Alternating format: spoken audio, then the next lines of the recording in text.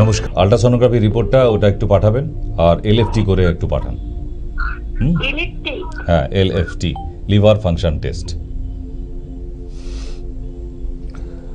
সঠিকভাবে ট্রিটমেন্ট করার চেষ্টা করুন। ওই যে আবার বললাম, দিনকাল এমন পড়েছে, এত গরমের দাবদাহ, এত সাংঘাতিক টেম্পারেচার, সেখানে আর শুধু পেট কেন, শরীরকেও ঠিক রাখা যাবে বলে মনে হয় না।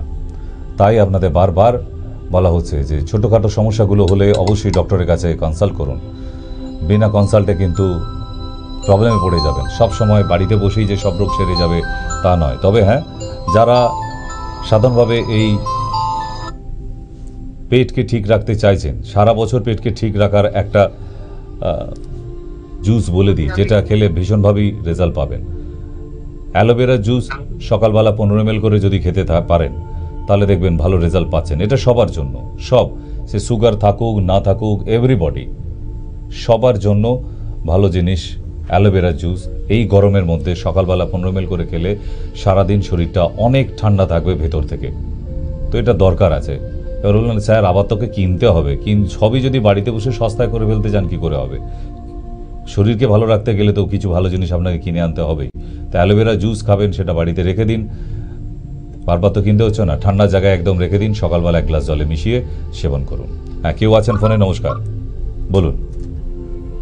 হ্যালো, হ্যাঁ বলুন।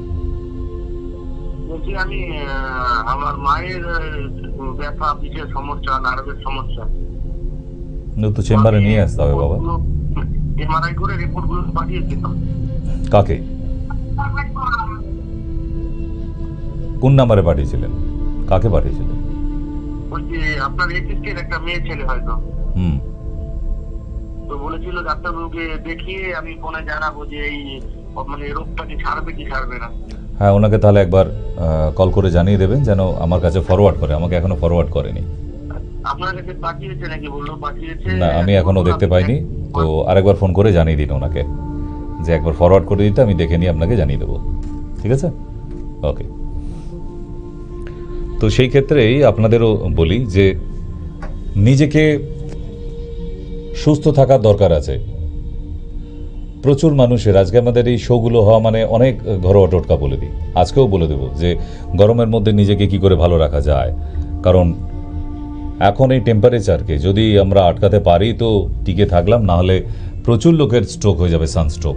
গরমে শ্বাসকষ্ট উঠে যাবে, গরমে দম নিতে পারবেন না, এসিও কাজ করবে না, এত সাংঘাতিক টেম্পারেচার নামতে চলেছে। এবং সেই জন্যই এত বিধিনিষেধ সমস্ত জায়গা থেকে, ডিপার্টমেন্ট থেকে, অফিস কাছারি সব জায়গা থেকে ঘোষণা করে দেওয়া হয়েছে সারা পশ্চিমবাংলা ব্যাপী যে সকাল 11টা থেকে দুপুর 3টের এই টেম্পারেচারে বাইরে থাকবেন না। বাইরে থাকা মানেই কিন্তু বিপজ্জনক। হ্যাঁ, আপনি গাড়িতে যাচ্ছেন, সেখানে এসি চলছে, কিন্তু নর্মাল গাড়িতেও আপনি থাকতে পারবেন না উইদাউট এসিতে। যে কী অবস্থা হবে, আপনারা যারা আজকে নন এসি গাড়িতে বা কারে করে এসেছেন বা বাসে করে আসছেন, তারা নিজেরা বুঝতে পারছেন এই দুপুরের টাইমে 3টের মধ্যে যারা বাস জার্নি করছেন কি টেম্পারেচারটা থাকছে, ওনাদের একবার জিজ্ঞাসা করে নিন। শুধু আমার কথা নয়, কেন আগামী 22 তারিখ অবধি এই মাসের মারাত্মক টেম্পারেচার বাড়তে চলেছে, যাকে দাবানল নামকরণ দেওয়া হয়েছে। আগুনের দাবদাহের মতো, মানে মনে হবে পাশে আগুন জ্বলছে, আমি দাঁড়িয়ে আছি। যে হাওয়াটাও চলবে বা চলছে, সেটাও কিন্তু মারাত্মক হিট। তো সেই জন্য প্রতিটা মানুষকেই কিন্তু এই সাবধান করা হচ্ছে। কেন?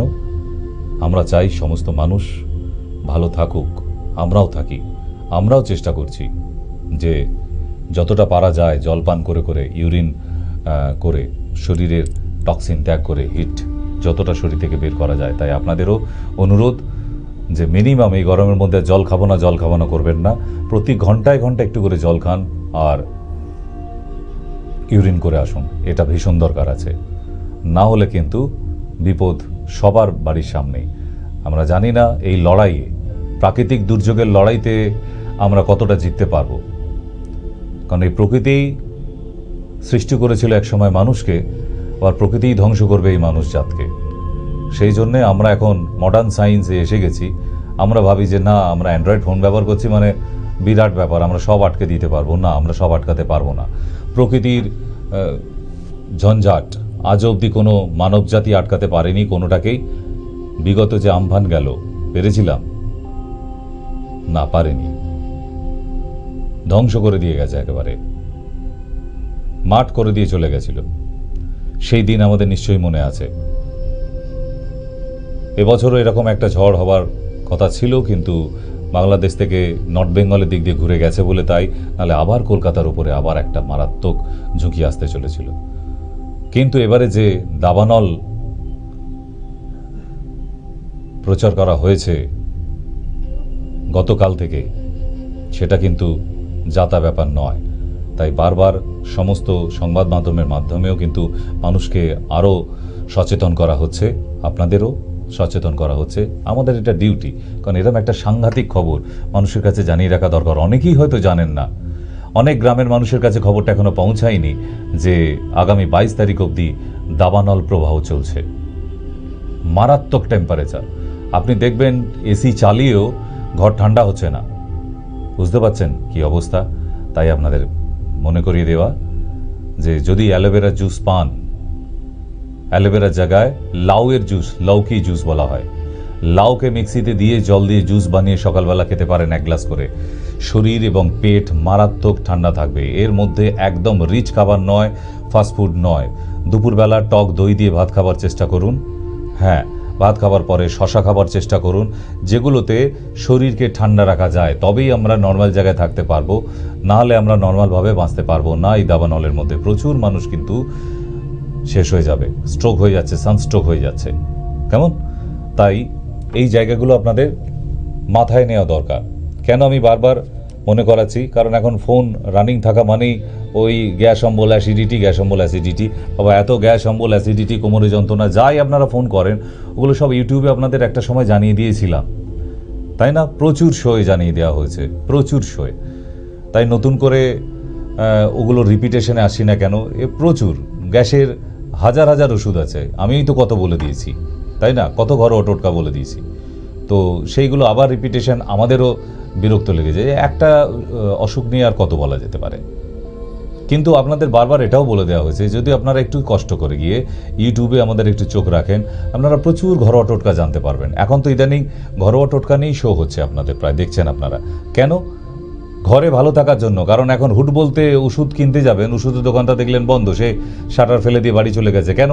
এই মারাত্মক দাবানলে সেও তো থাকতে পারছে না, তার দোকানটা হয়তো এসি নয়, তো সেও বা কী করবে? সেও দুপুর 11, সকাল 11টা অবধি দোকান খোলা রেখে তারপর বাড়ি চলে যাচ্ছে। কারণ সবারই তো বাঁচতে ইচ্ছা হয়, শুধু সাধারণ মানুষ যে বেঁচে থাকবে আর বাকিরা যারা কাজ করছে তারা বাঁচবে না তা তো নয়। তাই সেই জন্য ঘরের কাছে, হাতের কাছে যদি ওষুধ না পেয়ে থাকেন, তাহলে নিজের শরীরকে ঠান্ডা রাখার জন্য অনেক অনেক তালিকা আছে। যাদের সুগার নেই তাদের জন্য বলে দিই, মৌরি মিছরি রাত্রে ভিজিয়ে রাখুন, সকালবেলা ঘুম থেকে উঠে ভালো করে ছেঁকে নিয়ে জলটা খেয়ে নিন, পেট এবং শরীর মারাত্মক ঠান্ডা থাকবে। কতিলা ভিজিয়ে খান, কুলত্র কড়াই ভিজিয়ে খান, সত্যিকারের শরীর এবং পেট ঠান্ডা রাখার। এই গরমের মধ্যে মিনিমাম সপ্তাহে অন্তত 2 দিন সকালে যে গরম ভাতটা হবে, সেই গরম ভাতের মধ্যে জল ঢেলে রাখুন। ওই ভাতটা 2-3 ঘন্টা পরে খাবেন, নর্মাল একদম সাদামাটা সবজি দিয়ে। দেখুন আপনার শরীর ঠিক থাকছে। নাহলে এই টেম্পারেচারের সঙ্গে, প্রকৃতির সঙ্গে শরীর যদি ইমব্যালেন্স হয়ে যায় একবার, আবার আপনি অসুখে পড়ে যাবেন। আমি আগের দিনে বলেছিলাম আমার মধ্যে যে হোয়াট ইজ ডিজিজ, অসুখ কি? যখন একটা মানুষের শরীর প্রকৃতির যে টেম্পারেচার বা টেম্পারামেন্ট তার সঙ্গে ইমব্যালেন্স হয়ে যায়, তখনই তার শরীরে অসুখ ঢুকতে শুরু করবে। মানে আমরা ব্যালেন্স মেনটেন করতে পারছি না নেচারের সঙ্গে, তখনই আমার শরীরটা অসুস্থ হতে শুরু করবে। তাই শরীরকে ব্যালেন্সে রাখার জন্য, প্রকৃতির টেম্পারামেন্টের সঙ্গে ব্যালেন্সে রাখার জন্য এটা ভীষণভাবে প্রয়োজন। একদম গল্প করতে আসি না, বাজে কথা, টাইম পাস এসব করতে আসি না। ছোট্ট সময় পাই, যেটুকু সময় পাই, হয়তো আবার কালকে সময় পেয়ে উঠবো না, তাই আজকে আবার এলাম। যখন জরুরি কিছু সন্দেশ থাকে, সংবাদ থাকে আপনাদের জন্য, যেগুলো আমাদের জানানো প্রয়োজন, আমরা অবশ্যই জানি। কারণ নতুন বছর এলো, আমরা সবাই কিন্তু নতুন বছরের আনন্দেই ছিলাম। পয়লা বৈশাখের দিন থেকে কি আপনি খেয়াল করেছেন যে কি মারাত্মক টেম্পারেচারটা বেড়েছে? এখন এর মাঝে যদি একটা সুন্দর করে বৃষ্টি হয়ে যায়, তাহলে কিন্তু এই দাবানল প্রবাহ 22 তারিখ অবধি যেটা ঘোষণা করেছে সেটা কিন্তু ডাউন হয়ে যাবে। কারণ 47 ডিগ্রি সেলসিয়াস এগিয়ে নিয়ে যাবে বলে মানে এটা কিন্তু যাতা ব্যাপার নয়। মনে রাখার চেষ্টা করবেন, ভালো হবে। কারণ আমরা এই সময় এখন স্কুল ছুটির ঘোষণা করেছে কি আমি জানি না, কিন্তু আশা করি করেছে। না করলেও আপনারা এই খবরগুলো যদি তাদের প্রিন্সিপাল বা হেডমাস্টার মশাইকে জানান, আশা করি তারাও কিন্তু স্টেপ নেবে। ওই যে বললাম সবার কাছে খবর এখনও পৌঁছায়নি হয়তো, কারণ কটা দিনই তো হয়েছে, কিন্তু আগামী 22 তারিখ অবধি এইভাবে আমরাই বা কাটাবো কী করে? মারাত্মক দাবদাহে 47 ডিগ্রিতে কিভাবে কাজকর্ম করতে পারবো নিজেরাও জানি না এখন অবধি। তাই সেই জন্য আপনাদের জানিয়ে রাখা থাকলো। সময় আজকের অনুষ্ঠান, টাইম দেখতেই পাচ্ছেন। সময়টা সত্যিই মানব জাতির জন্য, বিশেষ করে বাংলার মানুষের জন্য এখন খুবই একটা সাংঘাতিক টাইম চলে এসেছে। এই সময়টা পার করে গেলে আবার সব ঠিকঠাক, বা এর মাঝে যদি একটা বৃষ্টিপাত হয়ে যায়। আমরা সময়ের অপেক্ষায় থাকি। একটা পুরনো বছর কাটিয়ে এলাম, চৈত্র মাসের লাস্ট ডেটে সবাই আশা করেছিলাম যে না, এবারে নতুন বছরটা সবার জন্য ভালো হোক। সবাইকে তাই আমরা শুভকামনাও দিয়ে থাকি, শুভেচ্ছা জানাই, শুভ নববর্ষ। কিন্তু শুভ নববর্ষ শুধু মুখে বললেই তো হবে না। প্রকৃতি যে শুভ নববর্ষ বলছে না পয়লা বৈশাখ থেকে, প্রকৃতি কিন্তু টেম্পারেচার যেভাবে বাড়িয়ে দিয়েছে, আমাদের শুভ কিন্তু অশুভ করে দেওয়ার মতো অবস্থায় আমরা এখন দোটানায় আছি। সন্ধ্যার পর থেকেও যে ঠান্ডা, সেই ধরনের গাছের পাতার হাওয়া, সেটাও কিন্তু গরম, মারাত্মক একটা উষ্ণ ব্যাপার চলছে ওয়েদার। এই সময় মানুষকে অনেক কিছুই মনে করিয়ে দেয়। কত মানুষের খারাপ সময় আসে, ওই সময়টায় হয়তো মানুষটা ভাবে যার বোধহয় বাঁচা সম্ভব নয়, এবার বোধহয় আমার দিন শেষ। কিন্তু এই খারাপ সময়টাই যদি আমরা মানুষরা, মানব জাতি অতিবাহিত করতে পারি কষ্ট করেও, তাহলে কিন্তু ভালো সময় আবার আসবেই। কারণ প্রতিটা রাতের পরে কিন্তু সকাল হয়, প্রতিটা রাতের অন্ধকারের পর কিন্তু আবার দিনের আলো আসে। পৃথিবীতে এমন কোনো মানুষ নেই যার জীবনে অন্ধকার হয়নি। আপনি ভাববেন মুকেশ আম্বানি, ধীরুভাই আম্বানির ফ্যামিলি যারা, তাদের কি এসব হয়? তাদেরও হয়। তাদের সংসারেও অশান্তি, টানাপোড়েন, বিজনেস আপ ডাউন, অশান্তি হয় না? হয়। এটা তো মানব জাতির ধর্ম। যেমন ওপরে উঠতে পারে মানুষ, আবার নিচে পড়ে যেতেও তো পারে। সবসময় যে একটা মানুষ সবসময় ওপর দিকে উঠতে থাকবে এমন তো কোনো কথা নেই। চূড়ায় উঠলে তাকে তো আবার নেমে আসতে হবে। তাই এক গুণী মানুষ বলেছিলেন, এভারেস্টে ওঠা যায় বাবা, সেখানে বাস করা যায় না, সেখান থেকে নেমে আসতে হয়। তা আপনি উচ্চ শিখরে উঠতে পারেন, কিন্তু সেখানে গিয়ে থেকে যেতে পারবেন না, আপনাকে নামতে হবে। আপনি আজকে কাজের মারফতে আপনার অফিসের মধ্যে কাজ করে সবার আগে এগিয়ে গেলেন, দেখলেন আপনি ফার্স্ট প্রাইজ পেয়েছেন, আপনাকে সবাই কনগ্র্যাচুলেট করছে অফিসের মধ্যে, কিন্তু ওই জায়গাটা কি সারা জীবন ধরে রাখতে পারবেন আপনি? পারবেন না। কেন? কারণ আপনার নিচে যারা আছে তারাও তো চেষ্টা করছে উপরে ওঠা, তারাও তো একদিন উপরে উঠবে। তাহলে আপনাকে সময় বুঝে আবার নেমেও আসতে হবে। কিন্তু ভারতের ক্রিকেট টিমে যারা ক্যাপ্টেন হয়েছিল, তারা কি সারা জীবন ক্যাপ্টেন রয়ে গেছে? না, তাদেরকে সেখান থেকেও রিটায়ার হয়ে আসতে হয়। একটা উচ্চ শিখরে ওঠা যায়, কিন্তু সেখানে বাস করা যায় না, নেমে আসতে হয়। এটাই সময় মনে করিয়ে দিচ্ছে। সময় বলছে যে না, তুমি ওখানে থাকতে পারো না সারা জীবন, তুমি উঠেছো, তোমার প্রয়োজন ছিল। প্রয়োজনের তাগিদে মানুষ ওপরে উঁচু জায়গায় যায়, আমাকে আরো কাজ করতে হবে, আমাকে আরো টাকা করতে হবে, আমাকে আরো উপরে যেতে হবে। কিন্তু বেশি উঁচুতে উঠে গেলে পড়লে কিন্তু বড় লাগবে বেশি, তাই না? তাই নিজে থেকে নেমে আসা উচিত না পড়ে যাওয়ার থেকে? আপনারা ভেবে দেখবেন ব্যাপারটা। আমরা সবাই চেষ্টা করি, পৃথিবীর প্রতিটা মানুষের যে ইচ্ছা আছে যে না, আজকে যে জায়গায় আছি, আমার জীবনের এই অন্ধকার কাটিয়ে আমাকে আলোর দিকে যেতে হবে, আমাকে উপরে উঠতে হবে। I want to touch my sky, আমাকে আকাশ ছুঁতে হবে। ঠিক আছে বাবা, তোমার উচ্চাকাঙ্ক্ষা, ambition is good, but not for staying. You can not stay on the top. একটা পার্টিকুলার টাইমে আপনাকে কিন্তু আবার অবতরণ করা উচিত, নিচে নেমে আসা উচিত। যদি সেখান থেকে পড়ে যান তাহলে আর বাঁচবেন না।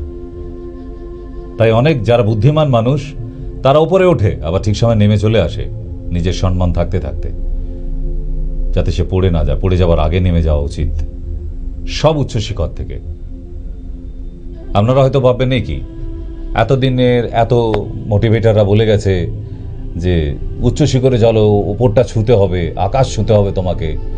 কেউ তো বলেনি আকাশ ছুঁয়ে আবার নেমে আসতে, কারণ পরের বক্তব্যটা, লেকচারটা আপনারা শোনেননি। তাই আপনারা ভেবে দেখবেন আমি ভুল বলছি কিনা। প্রতিটা স্টুডেন্টসরা চায়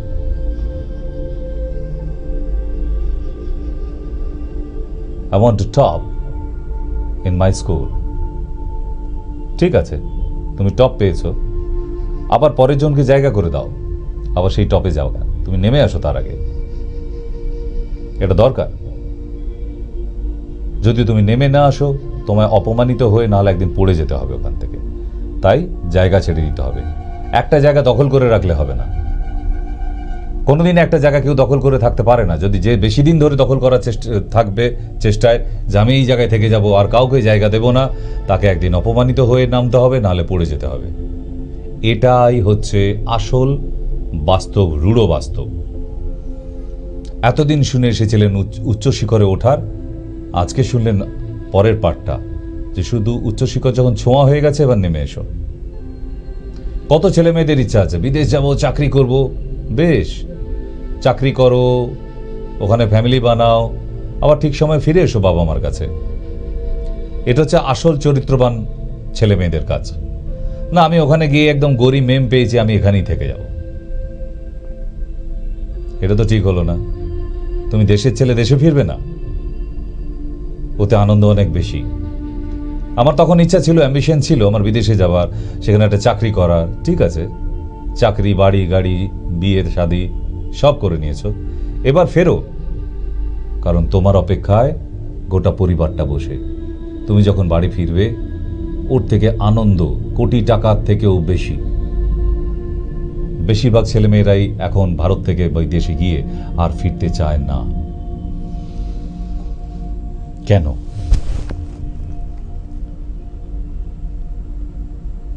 সেটা আবার বলতে গেলে আবার রাজনীতির দিকে চলে যাবে। আমি যেতে চাইছি না। সেটা সাধারণ জনগণরাও জানে কেন এই দেশের ছেলেমেয়েরা বিদেশে গিয়ে আর ফিরতে চাইছে না, কিসের জন্য। এই দেশের ছেলেমেয়েরা যা পড়াশোনা করেছে, এখানে একটা চাকরি বাকরি জুটছে না, বিদেশে গিয়ে দারুণ টপ জায়গায়। তার মানে আমরা দেশে কুকুর, বিদেশে ঠাকুর। তাহলে কেন দেশে ফিরতে যাব? আমাকে ঠাকুর বানিয়ে রেখে দিচ্ছে সেখানে, আমাকে অল ফেসিলিটিস দিচ্ছে, আমাকে গাড়ি দিচ্ছে, বাংলা দিচ্ছে, চাকরি দিচ্ছে, মাইনে দিচ্ছে। আর এই একই কোয়ালিফিকেশন আমার দেশে আমার জন্য চাকরি নেই, কাজ নেই। তাহলে যাই করি না, আবার দেশে কিন্তু ফিরতে হবে। কারণ এখানে জন্মেছি, এখানে আমার সবাই। এই দেশ, এই মাকে ভুলে গেলে হবে না। তো সুতরাং ওপরে ওঠো, কিন্তু নিচে নামতে হবে। সময় সময় মনে করিয়ে দিচ্ছে। এই সময় মানুষকে বাঁচতে শেখায়। মানুষের খারাপ সময়, মানুষের ভালো সময় সবটা দেখায় একটা মানব জীবনে। তাই সময়কে আমরা তাচ্ছিল্য করি। আমি সময় সম্বন্ধে কোনো জ্ঞানই রাখি না। হাতে আমরা দামি দামি ঘড়ি কিনি, এখন তো সব স্মার্ট ওয়াচ, তাই না? হ্যাঁ, সব ফোনের সঙ্গে কানেক্ট। হ্যাঁ বল বাবা, কত স্টাইল। পেটে 4টে ঘুষি মারলো, শিক্ষা দীক্ষা পড়াশোনা বেরোবে না, এদিকে আবার স্মার্ট ওয়াচ পরে ঘুরে বেড়াচ্ছে। মাথা গরম হয়ে যায় ওই ছেলে মেয়েগুলোকে দেখে। ঘড়ি, আচ্ছা বাবা, স্মার্ট ওয়াচ পড়ুন, যে ঘড়ি পড়ুন, আমরা সময়ের কতটা মূল্য দিয়েছি? সময় যে আমরা নিয়ে ঘুরে বেড়াচ্ছি হাতে বেঁধে, আমরা সময় সম্বন্ধে কতটা মূল্য দিয়েছি? আমরা দিই না। Time loss is everything loss, money loss is nothing loss. জীবনে টাকা যদি হারিয়ে যায় ফিরে পাবেন, সময় হারিয়ে গেছে, আর ফিরে পাবেন না। ফিরে পাওয়া সম্ভব নয়। সময় বহিয়া যায় নদীর স্রোতের ন্যায়। এই সেদিনে আমরা নতুন বছরের নিউ ইয়ার্সের 1 জানুয়ারি এত আনন্দ করলাম। আজকে 4 মাস পার করতে চলেছি, আর কটা দিন বাদই দেখবেন আবার নিউ ইয়ার্স এসে গেছে। সময় কারোর জন্য থেমে থাকে না। পৃথিবীতে ওই একটা বস্তু আছে সময়, যে কারোর জন্য ওয়েট করে না। সে তার মতো চলে যাচ্ছে, ঠিক নদীর স্রোতের মতো। নদীও যেমন কারোর জন্য ওয়েট করে না, সে চলে যাচ্ছে, চলেই যাচ্ছে। আমরা আটকে যাচ্ছি, আমরা থেমে যাচ্ছি। আমরা টাকার পিছনে দৌড়ে চলেছি। এই টাকার পিছনে দৌড়ানো মানুষগুলোই আটকে যায়, বারবার মুখ থুবড়ে পড়ে, বারবার মুখ থুবড়ে পড়বে। কেন? কারণ আপনি টাকাটাকে টার্গেট করে নিয়েছেন, ওটাই চাই, ওটাই আমার অ্যাম্বিশন। না, ভুল। ওটা সেকেন্ডারি। ফার্স্ট সময়কে টার্গেট করুন। সময়ের সাথে চলার চেষ্টা করেছে যে মানুষ, সেই উচ্চ শিখরে পৌঁছে গেছে। আমরা সময় সবকিছু করি না, আমরা বারবার বিপদে পড়ি, আমরা জানি, তবু আমরা সময়কে মূল্য দিই না। আপনি শুধু শুধু টাকার পেছনে দৌড়েছেন। আপনি সকালবেলা উঠে অভ্যাস করুন, সকালে উঠে এক্সারসাইজ করে আসুন, সকালে জল সেবন করুন, ব্রেকফাস্ট করুন, ঠিক টাইমে অফিসে ইন করুন। আপনি দেখবেন প্রতি মাসে অন্তত 10 দিন আপনার অফিসে লেট। আপনি দোহাই দেবেন কিসের? স্যার, রাস্তায় যা জ্যাম ছিল। এই এক কথা আপনার বস কতদিন শুনবে? স্কুলে লেট, কলেজে লেট, সেই রাস্তায় জ্যাম। দিদিমণি, ম্যাডাম, সেম এক্সকিউজ কতদিন শুনতে পারে? রোজ জ্যাম, রোজ জ্যাম। তো যদি জ্যামই হয়, আপনি জানেন, তাহলে অ্যাডভান্স বেরোচ্ছেন না কেন? Because it's your needs. যদি আপনার চাকরি পছন্দ না হয়, তাহলে ছেড়ে দিন। আপনার জায়গায় অন্য কেউ আসবে, যে টাইমে আসবে।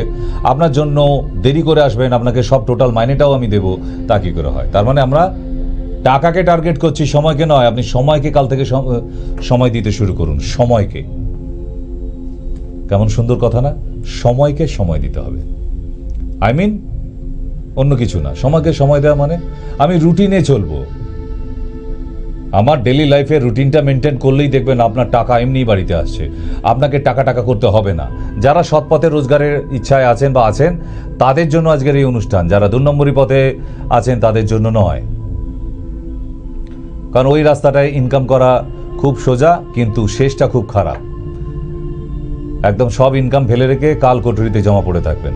জীবনের অ্যাম্বিশন শেষ, সেখানে উঁচু নিচু সব বন্ধ। তাই সৎ পথে খেটে, পরিশ্রম করে, মানুষের সঙ্গে থেকে, সৎ ব্যবহার করে অনেক রাস্তা আছে। হ্যাঁ, একটু দেরি হতে পারে, কিন্তু তাড়াতাড়িরও রাস্তা আছে তো, যদি আপনি সময়কে সময় দেন। আপনাকে যা রুটিন দেওয়া হয়েছে আপনার অফিস থেকে, আপনার স্কুল থেকে ইত্যাদি, সেটাকে মানলে আপনি দেখবেন ঠিক টপ জায়গায় পৌঁছে গেছেন। আপনি নিজের সময়টাকে কাজে লাগান না তো আপনি মোবাইল নিয়ে ঘন্টার পর ঘন্টা চ্যাট করে যাচ্ছেন, যেটার কোনো মানে হয় না। হ্যাঁ, প্রয়োজনে যেখানে আছে সেখানে আপনি কাজে লাগান। আমরা নিজেরাই বুঝতে পারি না, এই মোবাইল দেখতে দেখতে কত ঘন্টার পর ঘন্টা চলে যায়। যখন মোবাইলটা বন্ধ করে রাখি, তখন মনে হয় এত ঘন্টা আমরা বসে বসে শুধু সার্ফিং করলাম। সেই সময় তো কত মূল্যবান কাজ হয়ে যেত। আমরা সময়কে সময় দিই না। যারাই আজ টিভির পর্দার সামনে আছেন, কেউ গ্যাস অম্বল, কেউ পিঠে ব্যথা, কেউ কোমরে ব্যথা নিয়ে বসে আছেন, জানি আমি। আপনারা ডাক্তারের কাছে যান না, ডাক্তারের কাছে গেলেও তাদের ওষুধ খান না, সময় মতো ডাক্তারের কাছে যাচ্ছেন না। ডাক্তার যে আপনাকে প্রেসক্রিপশনটা করে দিল, সেটাও সময় মতো ওষুধ কিনে খাচ্ছেন না। তাহলে এখানেও সময়। তাহলে একটা মানুষকে সুস্থ থাকতে গেলেও সময়কে সময় দিতে হবে। ঠিক সময় ডক্টরের কাছে পৌঁছাতে হবে এবং ঠিক সময় মেডিসিনগুলো নিতে হবে। আপনাকে বলো এটা সকালবেলা ব্রেকফাস্টের পর, আপনি দেখলেন ব্রেকফাস্ট করতে দেরি হয়ে গেছে, আপনি ঘুম থেকে দেরিতে উঠেছেন, দূর আর কি হবে, সন্ধ্যাবেলা খেয়ে নেব। নিজেকে কত আর গ্যাটিস দিয়ে চলবেন? ছোট্টবেলা থেকে, পড়াশোনার সময় থেকে এইভাবে ফাঁকি দিতে দিতে এতটা বড় হয়ে গেছেন। এখন আপনাদের ছেলে মেয়ে আছে, এখনও ফাঁকি দিচ্ছেন। ওষুধটা টাইমে খেতে বলেছে ডক্টর, সেটাও খান না। কোথা থেকে সুস্থ হবেন আপনি? পসিবল? নেভার। সম্ভবই না। তাই সময়ের মূল্য,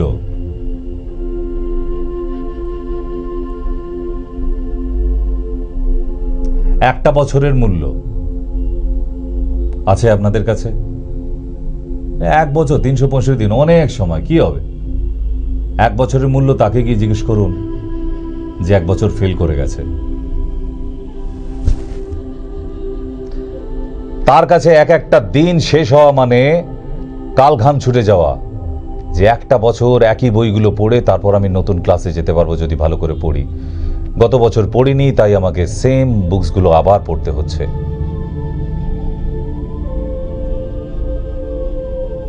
তাই একটা বছরের মূল্য ওই ছেলেটি বোঝে, ওই স্টুডেন্টটা বোঝে যে 1 বছর ফেল করে গেছে।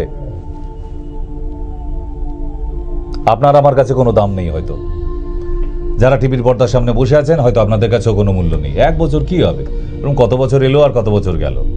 ঠিক এই কত বছর এলো গেল করতে করতে দাড়িগুলো পেকে গেছে, দেখেছেন কি? আমার তো পেকেইছে, আপনাদের পাকছে না। তাহলে আমাদের সময় তো ফুরিয়ে আসছে, আমরা সময়টাকে কাজে লাগালাম। একবারও কি চুপ করে একা বসে ভেবেছেন কি করলাম জীবনে, কি করলাম বলুন তো? মানুষের জন্য কি করে যেতে পারলাম? আজকে মারা গেলে কালকে 2 দিন সবাই সাধ্য শান্তি করে 3 দিনের দিন ভুলে যাবে।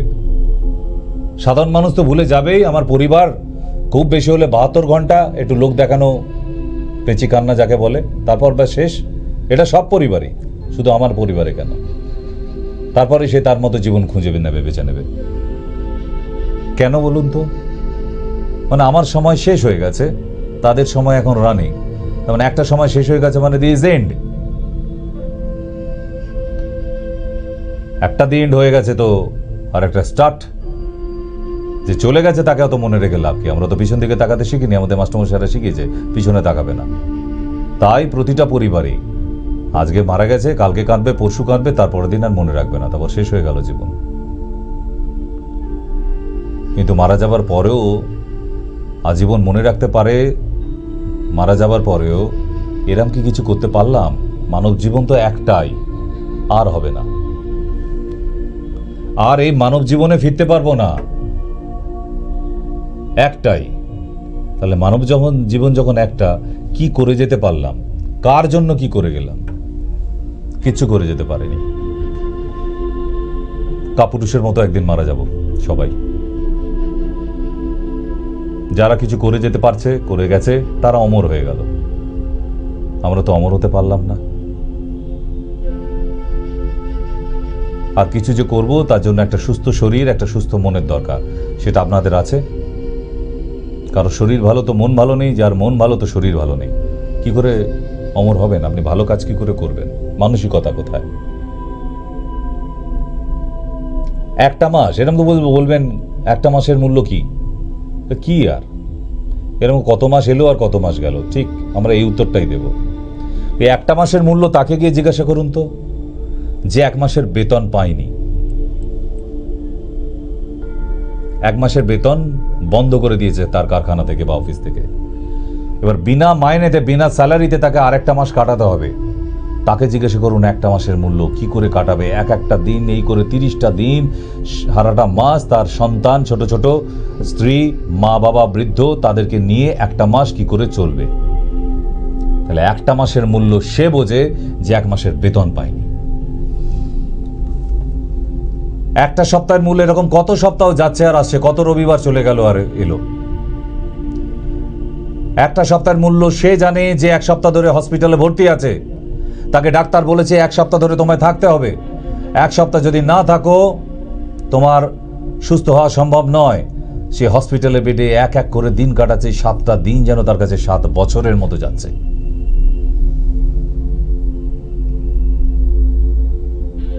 হসপিটালের বেডে শুয়ে থাকা ওই পেশেন্টটাই বলতে পারবে যে কি কঠিন একটা সময় কাটানো, একটা সপ্তাহ। আমাদের কাছে কোনো মূল্য নেই, দূর।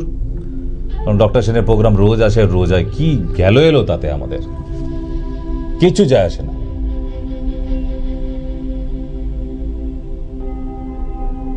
একটা দিনের মূল্য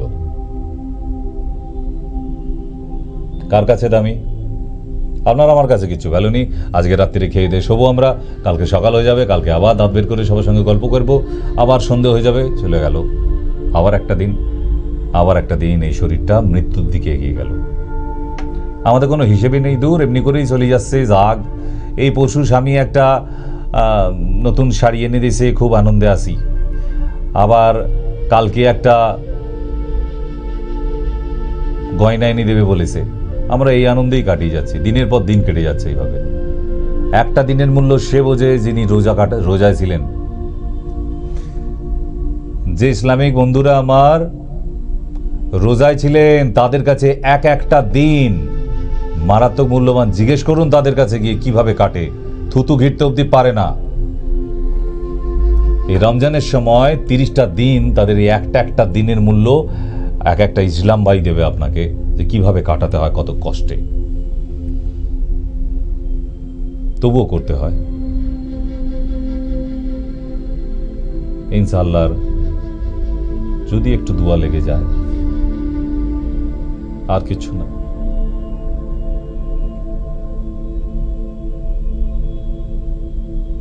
একটা ঘন্টার মূল্য কার কাছে আছে তাহলে? একটা ঘন্টার মূল্য তার কাছে যে প্রেমিক তার প্রেমিকার জন্য কৃষ্ণচূড়া গাছের নিচে দাঁড়িয়ে আছে 1 ঘন্টা ধরে। যেই একটি 18 বছরের মেয়ে দেখে তখনই তার টনন উড়ে যায়, এই বোধহয় আসছে। বারবার ঘড়ির দিকে, গাছের পাতা ঘাস সব ছিঁড়ে অপেক্ষা করে করে সব ছিঁড়ে ফেলেছে বসে বসে, কখন আসবে, এই চেক দানা বিচেক দানা। বুঝতেই পাচ্ছেন যারা প্রেমে পড়েছেন, প্রেমে কে না পড়েনি, তাই না? মানব জীবনে প্রেম তো একবার আসবে, সেটা জানিয়ে হোক আর কাউকে না জানিয়ে হোক, সব মানুষের জীবনেই আসে। ঢাকঢোলবাজিও আবার অনেকের জীবনে আসে না, সুপ্তভাবেও আসে। তাই প্রেমে পড়ে যারা 1 ঘন্টা কৃষ্ণচূড়া গাছের নিচে অপেক্ষায় করে করে বাড়ি চলে যেতে হয়েছে, সেদিন আর আসেইনি, সে বোঝে 1 ঘন্টা অপেক্ষা করা কাকে বলে। তাহলে একটা মানুষের কাছে একটা সময়ের মূল্য কিন্তু মারাত্মক। 1 মিনিট কার কাছে দামি? আজকে ইন্টারভিউ আছে একটি ছেলের, সে দৌড়াতে দৌড়াতে আসছে, ট্রেন ঢুকে গেছে প্ল্যাটফর্মে, টিকিট কেটে তারপর ট্রেনটা ধরতে হবে। সে টিকিট কাউন্টারে গেল, টিকিট হাতেও নিল, কিন্তু তখন ট্রেনটা ছেড়ে বেরিয়ে গেল। আর 1 হাতের তফাতে 1 মিনিট আগে এলে ট্রেনটা ধরতে পারতাম। আজকে 11টা থেকে ইন্টারভিউ ছিল, আমি 11টায় পৌঁছাতে পারলাম না। পরের ট্রেন যখন আসবে সেটা 11:30টায় পৌঁছাবে আমার অফিসে কাছে। তার মানে আগের ট্রেনটা 1 মিনিটের জন্য আমার একটা চাকরি হাত থেকে চলে গেল, যে চাকরিটা তার প্রয়োজন ছিল, তার পরিবার বাঁচত। তাহলে 1 মিনিটের মূল্য সে বোঝে যে 1 মিনিটের জন্য একদিন একটা ট্রেন ফেল করেছিল। 1 সেকেন্ড, এটাই বাদ রাখি কেন? 1 সেকেন্ডের মূল্য কার কাছে? 1 সেকেন্ডের মূল্য তার কাছে যে 1 সেকেন্ডের জন্য 10 চাকা লরির ভেতর থেকে আবার বাইরে বেঁচে পালিয়ে এসছে বাইক নিয়ে। বাইকের পেছনের চাকাটা 10 চাকার পেছনে পড়ে গেছে, দুমড়ে মুচড়ে একাকার, সে কিন্তু চাকার বাইরে প্রাণটা বেঁচে গেছে। 1 সেকেন্ড দেরি হলে বডির উপর দিয়ে চলে যেত। তাহলে ওই লোকটিকে, ওই ছেলেটিকে ডেকে একটু ইন্টারভিউ নিন। ভাই, তুমি যে এই অ্যাক্সিডেন্ট থেকে বেঁচে গেলে, তুমি এখন কি বলবে মাইকে? সে একটা কথাই বলবে, 1 সেকেন্ডও মানুষের জীবনের কাছে অনেক মূল্যবান। আর 1 সেকেন্ড দেরি হলে আমি লরির চাকার ভেতরে থাকতাম, এতক্ষণ ডেড বডি হয়ে যেতাম, এখন আমি বেঁচে আছি। 1 সেকেন্ড আমরা মূল্য দিই না। আবার এখনই ফোন চালু হবে, আবার দেখবেন ওই গ্যাস অম্বল, অ্যাসিডিটি, হাঁটুর ব্যথা, বুকের ব্যথা। আচ্ছা, যে টপিকটা নিয়ে অনুষ্ঠান হয় আপনারা দেখছেন, বাংলায় শোনেন, আপনারা কি বাংলা বোঝেন কি জানি না, ফোন নিয়ে খোঁচাতে চুলকাতে ব্যস্ত। ফোন হাতে থাকলে চুলকায় আমি জানি, কিন্তু তবুও নিচে নাম্বার দেওয়া আছে, ফোন করতে থাকুন, অসুবিধে নেই, নিচে নাম্বার তো দিয়ে রেখেছি। কিন্তু যে অনুষ্ঠানগুলো হচ্ছে সেগুলো একটু মনোযোগ সহকারে শুনলে সব সময় যে রোগ বিষয় না, মাঝের মধ্যে সুস্থভাবে বাঁচার জন্য অনুষ্ঠান হয় আমাদের এই চ্যানেলটা। ভালোভাবে বেঁচে থাকা সমাজে এটাও খুব দরকার। সুস্থতার জন্য তো প্রতিদিন সারা দিন নিয়ত আমাদের অনেক অনুষ্ঠানের মাধ্যমে দেওয়া থাকে। ভালো থাকবেন কিভাবে, ভালো থাকবো কিভাবে, কিন্তু একটা মানুষের জীবনটাও যে কতটা প্রয়োজনীয় সেটা নিয়ে আমরা কিন্তু খুব একটা ভাবেই না। চলুন একটুখানি ব্রেক নিয়ে তারপর আমরা ফিরব। ব্রেকের পর যাবেন না কেউ। আজকের অনুষ্ঠান সময় নিয়ে ফিরছি এখনই। সবাই থাকুন, সঙ্গে থাকবেন।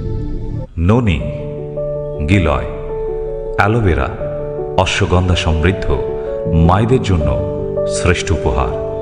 সারাদিন কাজের ব্যস্ততায় নিজের খেয়াল রাখার সময় পাই না, তাই প্রতিটি মায়ের প্রয়োজন প্রতিদিন দুবেলা চায়ের মধ্যে।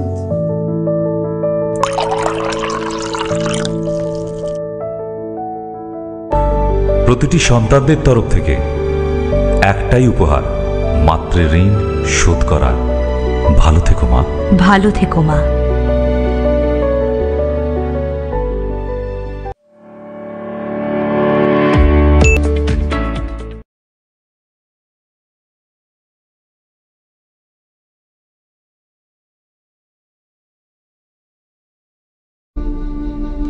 নমস্কার, ফিরে এলাম আবার বিরতির পর।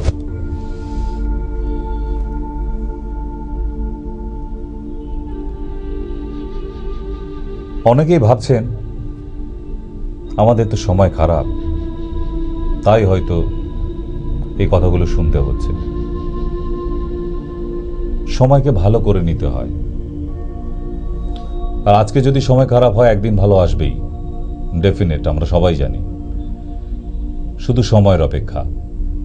আজকে যে আপনাকে আঘাত করে গেল, আপনাকে যে কথা শুনিয়ে গেল, আজকে যে গালিগালা জামাই দিয়ে গেল, একটা দিন আসবে সেই গালি কিন্তু ফেরত পাবে সে, যদি আমার কোনো দোষ না থাকে। এটা 100% গ্যারান্টি। আপনার যদি কোনো দোষ না থাকে, অপরাধ না থাকে, আজকে যে আপনাকে তিরস্কার করে গেল, অপমান করে গেল, এই তিরস্কারের ফলাফল কিন্তু তাকে পেতেই হবে, শুধু সময়ের অপেক্ষা।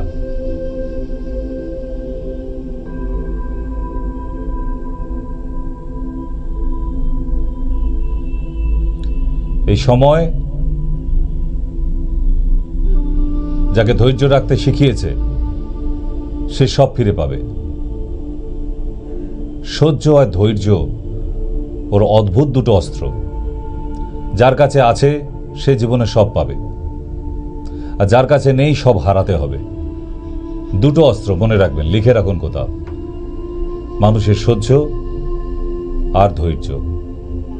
আজকে অপমান করে গেল কেউ, অপমানিত হলাম আমি, তার পরিবর্তে যে আমাকে এখনই তাকে তিরস্কার করতে হবে, কথা শোনাতে হবে, গালিগালাজ করতে হবে না। অপেক্ষা করুন, এই সময় আপনাকে দেখিয়ে দেবে যে ঢিল ছুঁড়লে পাটকেলটি খেতে হয়, তার কাছে কিন্তু রিটার্ন জবাব যাবে। এরকম ছোট্ট একটা গল্প শোনায়।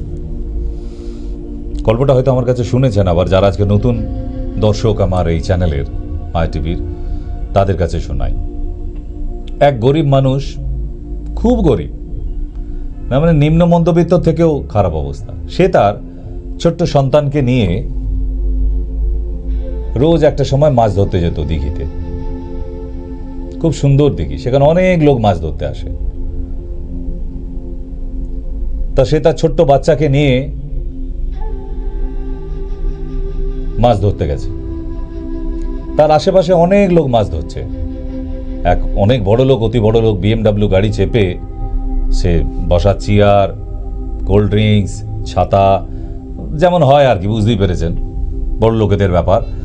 অনেক কিছু ফিরিস্তি নিয়ে খাটিয়ে, ম্যারাক খাটিয়ে, প্যান্ডেল খাটিয়ে উনি বসে বসে টাইম পাস, শখের লোক আর কি, উনি শখের বাবু, মাছ ধরছেন বসে বসে।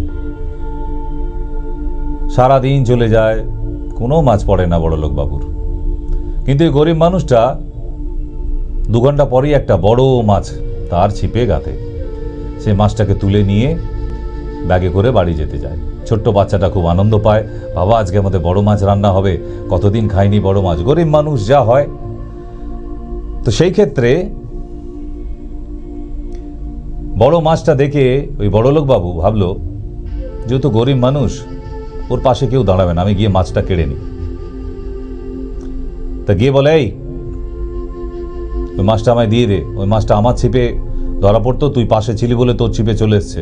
বলছে বাবু আমার বংশীতেই তো গেঁথেছে। বলছে তাতে কি হয়েছে, তুই আমার পাশে ছিলি, তুই চুরি করে নিয়েছিস আমার মাছটাকে, তুই দিয়ে দে মাছটাকে।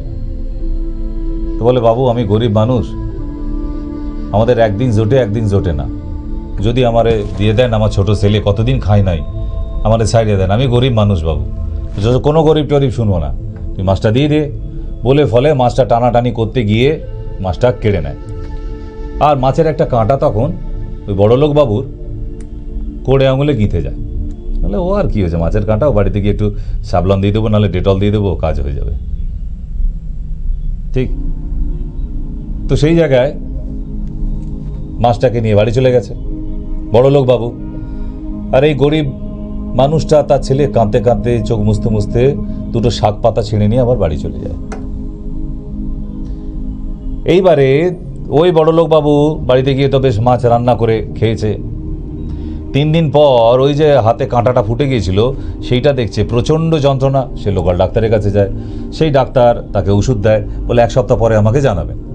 1 সপ্তাহ পরে আবার ডাক্তারের কাছে যায়, বলছে না ডাক্তারবাবু আঙুলটা তো আমার সাজছে না, কিরকম আস্তে আস্তে কালো হয়ে যাচ্ছে। বলছে মারাত্মক ইনফেকশন হয়ে গেছে, এ তো গ্যাংগ্রিনের মতো দেখছি, একবারে আঙুল কেটে বাদ দিতে হবে। বলে কী বলছেন, একটা মাছের কাঁটার জন্য আঙুল কেটে বাদ দেবো মানে? বলছে যে যদি এই আঙুল পছন্দ ধরে গেছে, না কেটে বাদ দেওয়া হয় গোটা হাতটাকে আপনার পচিয়ে দেবে। যে সে কি, তাহলে কেটে বাদ দিয়ে দিন। আঙুল কেটে বাদ দিয়ে দিয়েছে, তাতেও সারে না। বললো আবার 1 সপ্তাহ পরে আমাকে দেখিয়ে দিয়ে যাবেন। 1 সপ্তাহ পরে আবার ওই ডাক্তারবাবুর কাছে যায়, কি বলে না ডাক্তারবাবু আমার পাশের আঙুলটাও কিন্তু আবার অনামিকা, এটাও পছন্দ ধরেছে। বলছে এটাকেও কাটতে হবে স্যার, নাহলে কিন্তু পরের আঙুলটাও পচিয়ে দেবে। বুঝছে তাহলে কেটে দেন, আপনি আমায় কিন্তু আবার 1 সপ্তাহ পরে দেখেই যাবেন, ডাক্তার বলে দেয়। তা সেই বড়লোকবাবু আবার বাড়ি চলে যায়। তখন আবার তর্জনীটা ধরে, মধ্যমাটা আবার পছন্দ শুরু করে। তখন ডাক্তার বলে না এভাবে হবে না, আপনি আমার একটা কথা রাখুন, আপনার হয়তো শুনতে খারাপ লাগবে, আপনি পুরো কবজি থেকে হাতটা কেটে বাদ দিয়ে দিন, নাহলে গোটা হাত কিন্তু পচে যাবে, আমি এ সারাতে পারবো না। নাহলে এই গোটা হাত পচে গিয়ে আপনাকে একদিন এখান থেকে কেটে বাদ দিয়ে দিতে পারে, এখান থেকে বাদ দিয়ে দিন, আমি অন্য রবারের আঙুল লাগিয়ে দেবো, বুঝতেও পারা যাবে না। বলছে তাই করুন, কেটে বাদ দিয়ে দিয়েছে। 7 দিন পর আবার দেখাতে গেছে, তখন দেখছে কবজির ওপরে পছন্দ হচ্ছে।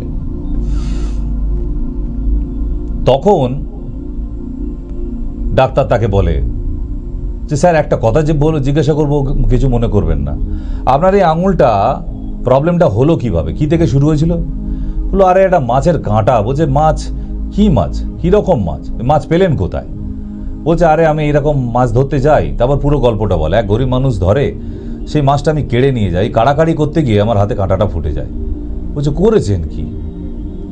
আমার ডাক্তারি বিদ্যা ফেল, আপনাকে যদি বাঁচতে হয় আপনি গরিব মানুষটাকে খুঁজে বের করুন এবং তার কাছে গিয়ে ক্ষমা চান, নাহলে আপনার মৃত্যু অনিবার্য।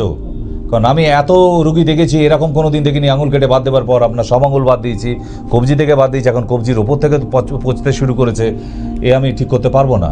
আপনার একটাই রাস্তা আছে, আপনি সেই লোককে খুঁজে বের করুন, গরিব মানুষটিকে, তার কাছে গিয়ে ক্ষমা চান, সে নিশ্চয়ই কোনো অভিশাপ দিয়েছে, নাহলে কোনো তুকতাক করে দিয়েছে। সে বলছে তাই তো, তারপর থেকেই তো আমার শরীরটা খারাপ হতে চলে। সে এবার খুঁজতে শুরু করে, চারিদিক খুঁজে খুঁজে খুঁজে খুঁজে তন্ন তন্ন করে 3 দিন পর খুঁজে পায় এক গ্রামের কোণে তার ছোট্ট একটা বাড়ি, সেখানে বসে বসে কাঠ কাটছে, আর তার সেই ছোট্ট ছেলেটি বসে আছে। এই বড়লোক বাবু গিয়ে তো তার পায়ে পড়ে যায়, বলে বাবা আমাকে ক্ষমা করো, আমারে ক্ষমা করো, আমি ভুল করে ফেলেছি, তোমার ওই মাছটা তোমার থেকে কিনে নিয়ে গিয়ে সেই মাছ তোমার থেকে কাটতে গিয়ে যে আমার কাটা ফুটে গেলো, আজকে আমার হাত অবধি কেটে বাদ গেছে, এমন রোগ ধরে গেছে, তুমি কি টুকটাক করেছো, তোমার কি এমন ক্ষমতা আছে, তুমি কি অভিশাপ দিয়েছো আমাকে বলো তো? বলছে বাবু আমি গরিব মানুষ, আমি শুধু সময়ের অপেক্ষায় ছিলাম, আমি ভগবানরে বলেছিলাম আমার তো কোনো ক্ষমতা নাই বাবা, হে ভগবান তুমি তোমার ক্ষমতাটা ওরে দেখিয়ে দাও। তখন ভগবান বলেছিল সময় আসলেই দেখতে পাবি, তাই আমি সময়ের অপেক্ষায় ছিলাম। তাই ভগবান সত্যিই সত্য, সময় যে ধৈর্য আর সহ্য রাখে তার ফলাফল চোখে দেখিয়ে দিয়ে যায়। নীতিবাক্য মরাল বোঝা গেছে নিশ্চয়ই, আর বলতে হবে না। তাই যার যে মানুষের সহ্য আর ধৈর্য বেশি যে কোনো ব্যাপারেই, আপনার কোনো অসুখ বিসুখ করেছে, আপনার সহ্য আর ধৈর্য যদি ঠিক থাকে আপনি দেখবেন ঠিক ওভারকাম করতে পারছেন। আপনি তাড়াহুড়ো আমাকে এক্ষুনি সারতে হবে, এই ইঞ্জেকশন দাও, এই আমাকে কেমোথেরাপি দাও, আমাকে রেডিও দাও, আমাকে বড় হসপিটালে ভর্তি করতে হবে, ছটপট করবেন না। সব জিনিস ছটপট করার নয়, ঠান্ডা মাথায় ভাবার বিষয় আছে, ডিসিশন নেবার আছে। তাই ঠান্ডা মাথায় আলোচনা করুন বাড়িতে, কোথায় গেলে সঠিকভাবে চিকিৎসাটা হবে, কোন ওষুধ খেলে আপনাকে অপারেশন করাতে হবে না, হয়তো আপনি ভালো হয়ে যেতে পারেন। সব সময় অপারেশন করলেই যে বিরাট বড় আমার চিকিৎসা হলো, এই ধারণাগুলো মাথা থেকে বাদ দিয়ে দিন। এমন অনেক ভালো ভালো ডক্টররা আছে, হসপিটাল আছে, যেখানে মেডিসিনে ট্রিটমেন্ট করেও অনেক বড় অসুখ সেরে যায়। মুম্বাই টাটা মেমোরিয়াল ক্যান্সার হসপিটালে এরকম অনেক রুগী আছে, আমার কাছে একদম জ্বলন্ত দৃষ্টান্ত রুগী আছে, যে আমাদের ধারণা ক্যান্সার হসপিটালে গেলেই বোধহয় কেটে একদম বাদ দিয়ে দেয়, অপারেশন হয়নি, কিন্তু তিনি সুস্থ আজকের ডেটে। ক্যান্সারেরই টিউমার ছিল। তো সুতরাং সবসময় হুটোপাটি নয়, সহ্য ধৈর্য রাখুন।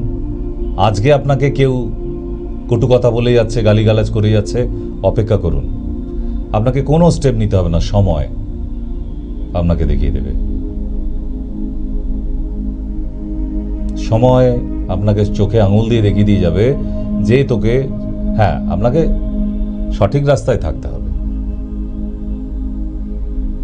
আপনি 2 নম্বরই রাস্তায় চুরি করে এসেছেন, আর সেই লোক এসে আপনি গালিগালাজ করে আপনি অপেক্ষা করছেন যে ভালো আপনাকে রেজাল্ট দেখিয়ে যাবে, গালির রেজাল্ট পাবে সে। না, আপনি খারাপ কাজ করে এসেছিলেন, তার জন্য আপনাকে গালি দিয়েছে। না, আপনার ভালো কাজ করেছেন, তার জন্য আপনাকে ছোট হতে হয়েছে, তার প্রতিশোধ সে আপনাকে দেখিয়ে দিয়ে যাবে। সময় ঠিক, অনেকটা সময় পার করে এলাম, বিদায় নিতে হবে। জানি রাখি সুখবরটা, হনুমান মন্দিরের পিছনে রবিবার প্রথম দিন চলে আসবেন সবাই দমদম জংশন। দমদম জংশনে রবিবার ঠিক সকাল 10টায় আপনাদের সঙ্গে দেখা হচ্ছে। তাই যারা দমদমে আসতে সুবিধে, দূর দূরান্ত থেকে একদম দমদম জংশনে নেমে, মানে টোটো অটো দাঁড়িয়ে আছে, খালি বলবেন হনুমান মন্দির, বাস, একদম হাঁটা পথ, বেশি দূর নয়। দমদম জংশন থেকে 5 মিনিটের ডিস্টেন্স। হনুমান মন্দিরের ঠিক পিছনে গিয়েই ডক্টর সেন চেম্বার জিজ্ঞাসা করবেন, যে কেউ দেখিয়ে দেবে, কোনো অসুবিধা নেই। ফোন নাম্বার তো আপনাদের কাছে থাকলোই। ঠিক, আর শিলিগুড়ি আমরা পৌঁছাচ্ছি রবিবার রাতে, সোমবার এই কামিং 22 তারিখ, 21 তারিখ পৌঁছে যাচ্ছি রাতে 22 তারিখ। তো শিলিগুড়ির জন্য এই সপ্তাহে সোমবার সকাল 10টা থেকে বিকেল 3টে অবধি, যারা পুরনো এবং যারা নতুন নাম লিখেছেন সবাই আরেকবার ফোন কল করে কনফার্ম হয়ে নেবেন।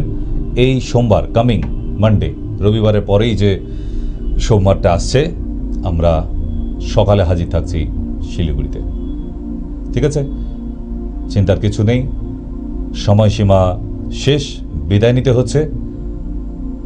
আবার দেখা হবে একটু পরে, তৈরি থাকুন। যারা ফোনে পেলেন না, নিচে নাম্বার দেওয়া আছে, কল করতে থাকুন। আজকের জন্য নমস্কার, ধন্যবাদ, শুভরাত্রি। জীবন মরণ মাঝে এসো গো বধূর সাজে, সেই তো আমারই জীবনে তোমারই অভিসার, তুমি যে আমার, ওগো তুমি যে আমার। চিত্রহার প্রতিদিন 2:30 আপনার প্রিয় সিনেমার গান।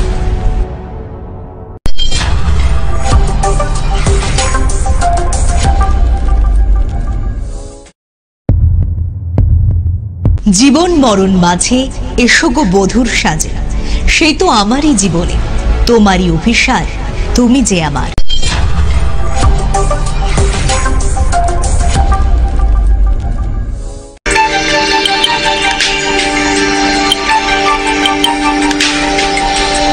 কোথায় গেলে গো? ও গো, শুনছো? এদিকে একটু এসো তো। বলি, দিন দিন ঘরে মশার উৎপাত বেড়ে যাচ্ছে, সেদিকে তোমার কি কোনো খেয়াল আছে? বাজার থেকে কি কয়েল আনো যে এত টাকা দিয়ে, যে মশা সেই কয়েলের কথাই শোনে না? শুনলাম নাকি পাড়ার লোকে বলছে সিটি কেবিলে মায়া টিভি দেখা যাচ্ছে। সবাই বলছে 273 নম্বরে নাকি মায়া টিভি সিটি কেবিলে দেখা যায়। চালিয়ে একবার দেখো দেখি গিন্নি। আজকের দর্শক বন্ধুদের কাছে একটা সুখবর দিই, আপনারা যাদের সেটআপ বক্স সিটি কেবল তারা 273 নম্বরে দেখতে পাবেন। যারা সিটি কেবিলে দেখছেন তাদেরকে বলে দিই, তারা 273 নম্বরে এখন দেখতে পাবেন। বসন্তের প্রভাতে রৌদ্রোজ্জ্বল আঙিনায় কোকিলের গানের সাথে আপনাদের সকলের জন্য সুখবর। যারা সিটি কেবলের দর্শক এখন থেকে তারা মায়া টিভি দেখতে পাবেন 273 নম্বরে। কোথায় গেলে গো? ও গো, শুনছো? এদিকে একটু এসো তো। গিন্নি, বলি দিন দিন ঘরে মশার উৎপাত বেড়ে যাচ্ছে, সেদিকে তোমার কি কোনো খেয়াল আছে? বাজার থেকে কি কয়েল আনো যে এত টাকা দিয়ে যে মশা সেই কয়েলের কথাই শুনে না? শুনলাম নাকি পাড়ার লোকে বলছে সিটি কেবিলে মায়া টিভি দেখা যাচ্ছে। সবাই বলছে 273 নম্বরে না।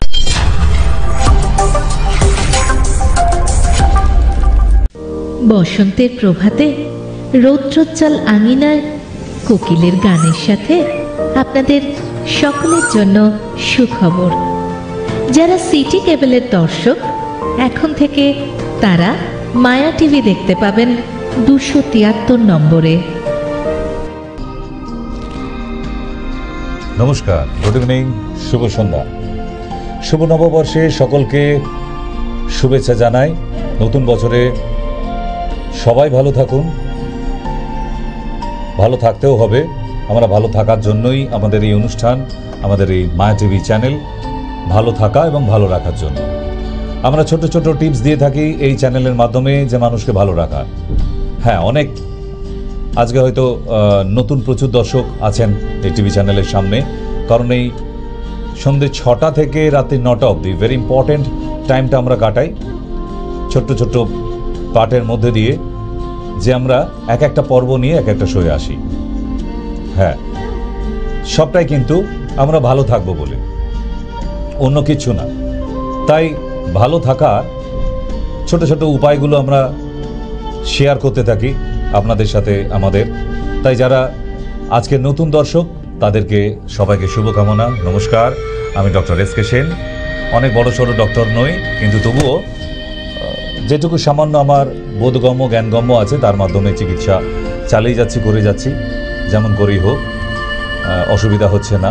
তবুও চেষ্টা করি মানুষকে ভালো রাখার, সেটা যেমন করেই হোক, চিকিৎসার মাধ্যমেই হোক বা আমরা টিপস দিয়েই হোক।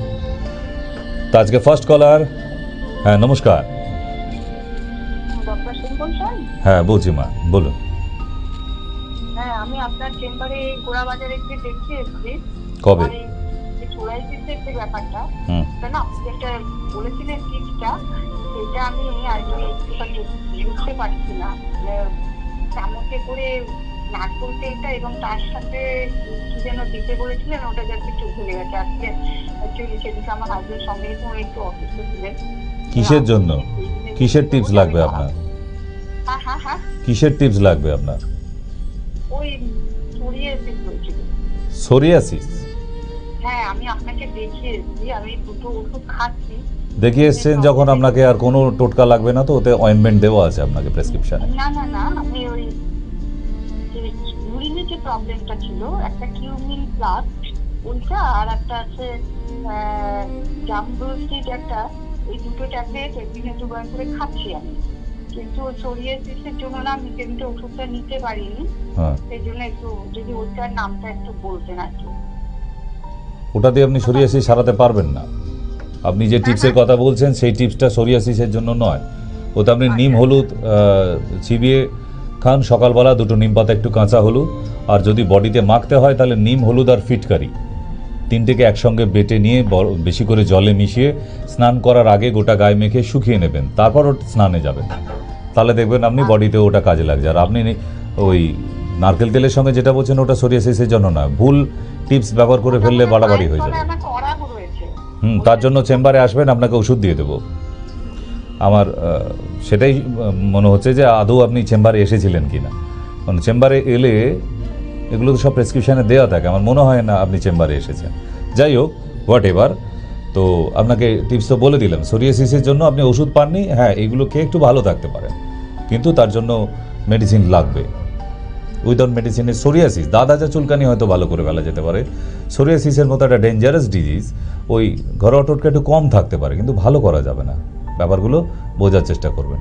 কম থাকবে, নিশ্চয়ই কম থাকবে, কারণ নিম হলুদও কাজ করে না তা তো কেউ অস্বীকার করতে পারবে না, কোনো মানুষই অস্বীকার করতে পারবে না। তাহলে তো নিম হলুদ ব্যবহারের প্রচলন উঠে যেত, আমরা নিম গাছ রাখতামই না, তাই না? কারণ নিমের অনেক উপকারিতা আছে বলেই তো নিম গাছটাকে এখনও ভিটের মধ্যে রেখেছি সবাই, যাদের যাদের আছে। আমরা কি কেউ কেটে ফেলেছি? দেখবেন সব গাছ কেটে ফেলে, নিম গাছ কাটতে চায় না, কেন? নিমের অনেক উপকারিতা আছে, নিমের হাওয়াও মানুষের শরীরে কাজে লাগে। হ্যাঁ, এগুলো অস্বীকার করলে চলবে না। তাই নিম আর হলুদ, এই যে অবিস্মরণীয় দুটি মহৌষধ সারা পৃথিবীর মধ্যে, এ তো আমরা জানি। প্রচুর অ্যালোপ্যাথি ওষুধেও ইউজ হয় নিম হলুদ, প্রচুর হোমিওপ্যাথি ওষুধেও ইউজ হয়, ইউনানি আয়ুর্বেদে তো হয়, ঠিক? তাই গুগল স্কুলে খানিকটা পড়াশোনা করে নেবেন নিম হলুদের উপকারিতা, দেখবেন। তবে হ্যাঁ, বেশি খেয়ে ফেলবেন না বা তাড়াতাড়ি উপকার পাওয়ার জন্য, তাহলে আবার ক্ষতি আছে। অতিরিক্ত সব জিনিসই, কোনো জিনিসই অতিরিক্ত ভালো না, সাইড এফেক্ট হবে, ঠিক আছে? হ্যাঁ, নমস্কার, বলুন। নমস্কার, দীপঙ্কর ঘোষ বলছি। হ্যাঁ বলুন। আমি ডক্টর সেনের সাথে কথা বলতে চাই। হ্যাঁ বলছেন, কেন ফোন করেছেন সেটা বলে ফেলুন। হ্যাঁ, আমি আমার প্রবলেম হচ্ছে সেক্সুয়াল টাইমে আমার ব্লাড এসে যাচ্ছে। তো স্যারকে আমি আগেও পাঠিয়েছিলাম, তো উনি ওনার একটা ভুল নাম্বার আমি পাঠিয়েছিলাম আমার রিপোর্টগুলো। তো আজকে এই আমি যে নাম্বারটা উঠছে সিভি স্ক্রিনে 024, ওই নাম্বার আমি পাঠিয়েছি। তো ডাক্তারবাবু যদি দয়া করে দেখেন। নিশ্চয়ই দেখবো বাবা। তোমার বয়স কত বাবা? আমার 42। কিন্তু তুমি যা বলছো আমার এই গা শিউরে উঠছে, তো ডেঞ্জারাস। তুমি এই নিয়ে বাড়িতে কেন বসে আছো? তোমার বাড়ি কোথায় বাবা? বাঁকুড়া। আচ্ছা বেশ, এই গরমের মধ্যে তোমায় আসতে হবে না। আমি আজকে রিপোর্ট দেখে নিয়ে শনিবার, কারণ মাঝখানে 2 দিন বাইরে চেম্বার আছে আমার, শনিবারে আমার আবার শিশিরকুঞ্জের চেম্বার থাকবে, সেদিনে তোমার সঙ্গে আমার কথা হবে, ঠিক আছে? তুমি একটা, হ্যাঁ শনিবার দিন বিকেল 4টে, কারণ ওই সময় আমাদের ভিডিও কলিংয়ে আর কি প্রেসক্রিপশন করি, রুগী দেখি, ঠিক আছে? তোমার সঙ্গে আমার ভিডিও কলিং। হ্যাঁ, কোনো অসুবিধা নেই, ঠিক আছে? তার আগে তোমাকেও যখন কেউ কল করবে, কেউ না কেউ কল করবে, তুমি জানিয়ে দেবে যে আমি ভিডিও কলিংয়ে দেখাবো, আমি বাঁকুড়ায় দূরে থাকি, আমাকে ভিডিও কলিংয়ে ব্যবস্থা করে দেবেন। তো উনি তোমার সব ব্যবস্থা করে দেবে, যিনিই ফোন করুক, কেউ না কেউ ফোন করবেই তোমাকে। আমি নাম্বারটা পাঠিয়ে দিচ্ছি এখনই, ঠিক আছে? ঠিক আছে, ওকে। তুমি একটা কাজ করো, এখন বাঁকুড়ায় টেম্পারেচার প্রচুর, এমনিতেই লাল মাটির জায়গায় থাকো তুমি, ওখানে গরম মানে কলকাতার থেকেও আরও বেশি গরম উঠছে এখন। সেই ক্ষেত্রে সকালবেলায় কুলত্ব কড়াই জলটা খেতে হবে, রাত্রে ভেজাবে, 1/2 চামচ কুলত্ব কড়াই, তার মধ্যে একটু ধনিয়া দেবে, গোটে ধনে হয় না, ধনে রান্নায় দাও, ওই ধনের বীজ, কুলত্ব কড়াই, কুর্তি কলাই যাকে বলে, দশকর্মার দোকানে যেটা কিনতে পাওয়া যায়। হ্যাঁ, কুলত্ব কড়াই 1/2 চামচ আর 1 চামচ ধনিয়া। কুলত্ব কড়াইটাকে আধ ভাঙা করবে, একটু ভেঙে নেবে, আর ধনিয়াটা গোটা দেবে, দিয়ে 1 গ্লাস জলে, কাঁচের গ্লাসের বড় গ্লাসের জলে ভিজিয়ে দাও। সকালবেলা জলটা দেখবে একদম বাদামি রং হয়ে গেছে, ছেঁকে নিয়ে ওই জলটা খাবে, 1 নম্বর। দ্বিতীয় টোটকা, তারপরে তোমার কাজ আছে আর একটা, দুর্বা ঘাস আর গাঁদা পাতা বেটে নিয়ে 1 চামচ সকালবেলা, ঠিক আছে? তোমার অনেকটা কাজ হয়ে যাবে, তারপর আমি প্রেসক্রিপশন করে দেবো, ওটা মন দিয়ে খাবে। হ্যাঁ, দেখে নেবো আমি, শো শেষ হয়ে গেলে নিশ্চয়ই দেখে নেব, ঠিক আছে? ওকে, নমস্কার। হ্যালো ডাক্তারবাবু। হ্যালো ডাক্তারবাবু বলছেন? হ্যাঁ বলছি এখন। আমি বলছি বাঁকুড়া থেকে। বলুন। আমি আপনার সঙ্গে গেছিলাম আমার স্বামীকে নিয়ে, দিয়ে সেইখানে হচ্ছে আমি বলতে পারি না যে একটু কথা, যে আমার স্বামীকে হচ্ছে মদের ওষুধ খাইছিল, এটা কোনো প্রবলেম আছে? না, প্রবলেম থাকবে কেন? প্রবলেম থাকতে যাবে কেন? ওটাও তো একটা ওষুধ, মেডিসিন তো, ঠিক আছে? যদি নিয়ে গিয়ে থাকো তাহলে যেরকম নিয়মে বলে দেওয়া হয়েছে সেরকম নিয়ম করে খাওয়াবেন, তাহলেই হবে।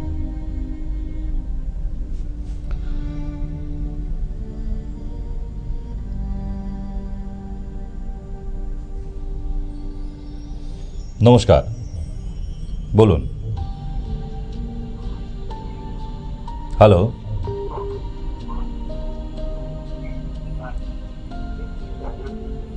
এই এতক্ষণ পরে এসেছে লাজবতী নূপুর, লজ্জাবতী চারা। সে মাথার ঘোমটা খুনে না, ঘোমটার ভেতর দিয়ে ফোন করে আমায়। নমস্কার, বলুন। স্যার নমস্কার। হ্যাঁ, আমি ওই সুকুমার দাসকে যে নিয়ে গেছিলাম 12 তারিখ, এখন ওই মেডিসিন গুলো চলছে, এমনি সব দিক দিয়ে ভালো আছে, কিন্তু এই 2 দিন যাবত দেখছি। কি দেখছেন? হ্যালো হ্যালো,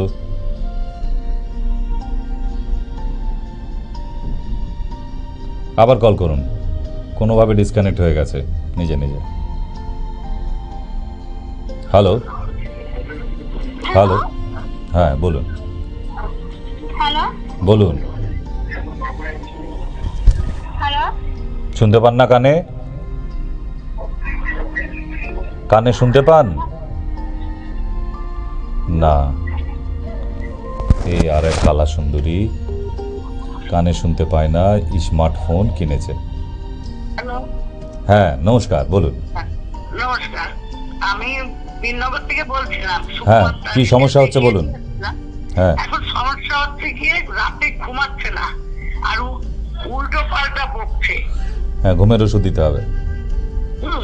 আর 2 দিন যাবত এদিক দিয়ে দিনে, আজকে আবার দিনের বেলায় ঘুমালো, শুধু বলছে আমি স্কুলে যাব, পড়াশোনা করবো, আর কালকে তো ক্যাপিটালটা খোলা হবে, কি দেখবো এমনি বাথরুমটা নর্মাল হচ্ছে কিনা দেখবেন। যদি নর্মাল হয় তাহলে খোলা থাকবে, যদি নর্মাল না হয় তাহলে আবার ক্যাথিটাল পরিয়ে দিতে হবে। আর সোডিয়াম পটাশিয়ামটা একটু টেস্ট করে পাঠান আমাকে। সোডিয়াম পটাশিয়াম ফল্ট হতে পারে, সোডিয়াম পটাশিয়াম ফল্ট হলে কিন্তু ভুল বকে মানুষ। আছে তো। হ্যাঁ, এই জন্য সোডিয়াম পটাশিয়ামটা আমাকে পাঠান একটু, তাহলে সোডিয়াম পটাশিয়াম কিন্তু চার্জ করতে হবে। আচ্ছা আচ্ছা, ঠিক আছে স্যার, ঠিক আছে। ওকে, নমস্কার, বলুন। হ্যালো বলুন।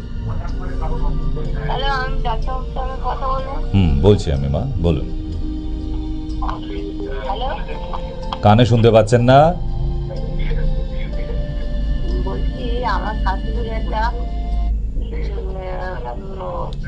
শরীরের মধ্যে অনেক বছর ধরেই ওটা হচ্ছে, যেটা মেয়েদের শরীর খারাপ হয়, হ্যাঁ, ওইটা বাচ্চা লাস্ট যখন হয়েছিল তারপরেই উঠে গেছিল, একটা ছেলে হওয়ার পরে শরীর খারাপটা উঠে গেছিল, কিন্তু প্রতি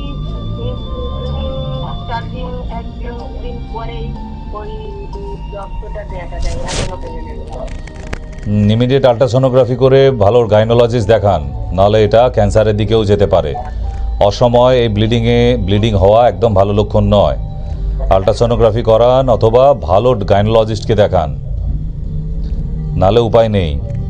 এখন তুমি যদি ভাবো আমাকে এখন ঘরোয়া টোটকা বলি দিবে ডক্টর, আর এতে সেরেই যাবে, না, এই কেসটা কিন্তু সাংঘাতিক হয়েছে। কারণ বয়স্ক মহিলাদের আবার পিরিয়ডের মতো ব্লিডিং হওয়াটা কিন্তু খুব সাংঘাতিক ব্যাপার। আপনারা এটাকে অবশ্যই কেয়ারফুলি ব্যাপারটাকে টেক কেয়ার করুন, নাহলে কিন্তু উপায় নেই। ভালো গাইনোলজিস্ট দেখান। হ্যাঁ নমস্কার। হ্যাঁ ডাক্তারবাবু নমস্কার। বলুন। হ্যাঁ বলছি, আমি আপনার পেশেন্ট, আমি চোখের অ্যালার্জির জন্য অস্টিওআর্থ্রাইটিস সব কিছু দেখাচ্ছিলাম, তা চোখের অ্যালার্জি কমে গিয়েছিল, এখন আবার সেই অ্যালার্জিটা না পুনরায় আবার মানে প্রচন্ড হচ্ছে, চোখের কোনাগুলো এত চুলকাচ্ছে। তো আবার যে অ্যালার্জির ওষুধ দেওয়া ছিল সেটা খেয়ে নেবেন, আপনাকে তো প্রেসক্রিপশন করে দেওয়াই আছে, ঠিক আছে? প্রেসক্রিপশনে যে অ্যালার্জির ওষুধটা দেওয়া আছে সেটা আবার খেয়ে নেবেন। মানে অ্যালার্জির ওষুধ মানে বন্ধ হয়েছিল অনেক দিনই। তাহলে আগে যে প্রেসক্রিপশন ছিল সেটাই দেখান, আর নতুন করে নাহলে দেখিয়ে যান, দুটোর একটা। নয় পুরনো প্রেসক্রিপশনে যেটা আছে ফলো আপ করুন, আর না হলে নতুন করে দেখিয়ে যান আবার। নমস্কার। হ্যালো, হ্যাঁ বলুন।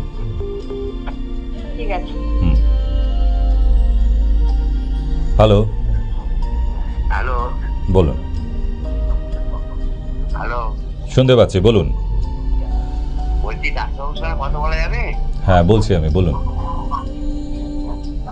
বলছি আমার ফার্স্ট পিসিতে সুগার 6 বেশি হয়েছে। ফার্স্ট পিসিতে সুগার আমার 6 বেশি হয়েছে। কি হয়েছে তাতে? কি অসুবিধা হলো? এতে কি ওষুধ খেতে হবে? না। এটা ওষুধ খেতে হবে না? না। এমনি টোটকা টুটকি কিছু খাবো? হ্যাঁ, টোটকা যেগুলো বলে দিয়েছি সেগুলো খান না। ওই ক্যারি পাতা আর হলুদের গাঁট, ওই তো মুখস্থ আছে একদম, ওইটুকুই, আর কিচ্ছু করতে হবে না। আর জল খান, ভালো করে জল খান, এর জন্য ওষুধ খেতে হয় না, ওইটুকুর জন্য। আচ্ছা, ভালো করে জল খাবো? হ্যাঁ, জলটা ঠিকঠাক খাবেন, কারণ এমনিতেই টেম্পারেচার প্রচুর, আর জল যদি না খান, কারণ সুগার বডিতে এলে যত ইউরিন হবে বেরিয়ে যায়, কারণ ইউরিনের সঙ্গে সুগারটা বেরোয় বেশি, ওই জন্য জলটা ঠিকঠাক খেতে হয় সুগার রোগীদের। আচ্ছা আচ্ছা আচ্ছা। দেখবেন আমরা ইউরিন টেস্টের মাধ্যমে কিন্তু সুগার ধরতে পারি, ব্লাড টেস্ট না করালেও। তার মানে প্রচুর পরিমাণে সুগার ইউরিনের মধ্যে থাকে। তাহলে আমরা ইউরিনটাই যদি করি তাহলে প্রচুর সুগার তো বেরিয়ে যাবে, জেনারেল নলেজ। সেই জন্যেই দেখবেন প্রতিটা ডক্টরই ডায়াবেটিশিয়ান, মানে আমাদের পক্ষ থেকে বলে দিচ্ছি, আয়ুর্বেদ ইউনানি থেকে অন্তত, জলটা বেশি খেতে বলবে। হ্যাঁ, তার বয়স অনুযায়ী যেটুকু, এখন 60 বছর বয়স, তাকে বলে দিল যে আপনি 4 লিটার জল খাবেন, না। তার ক্ষেত্রে যদি 60-এর কাছাকাছি যিনি ফোন করেছিলেন আপনার বয়স হয়, আপনি 2.5 লিটার জল খাবেন, যথেষ্ট। ঠিক আছে?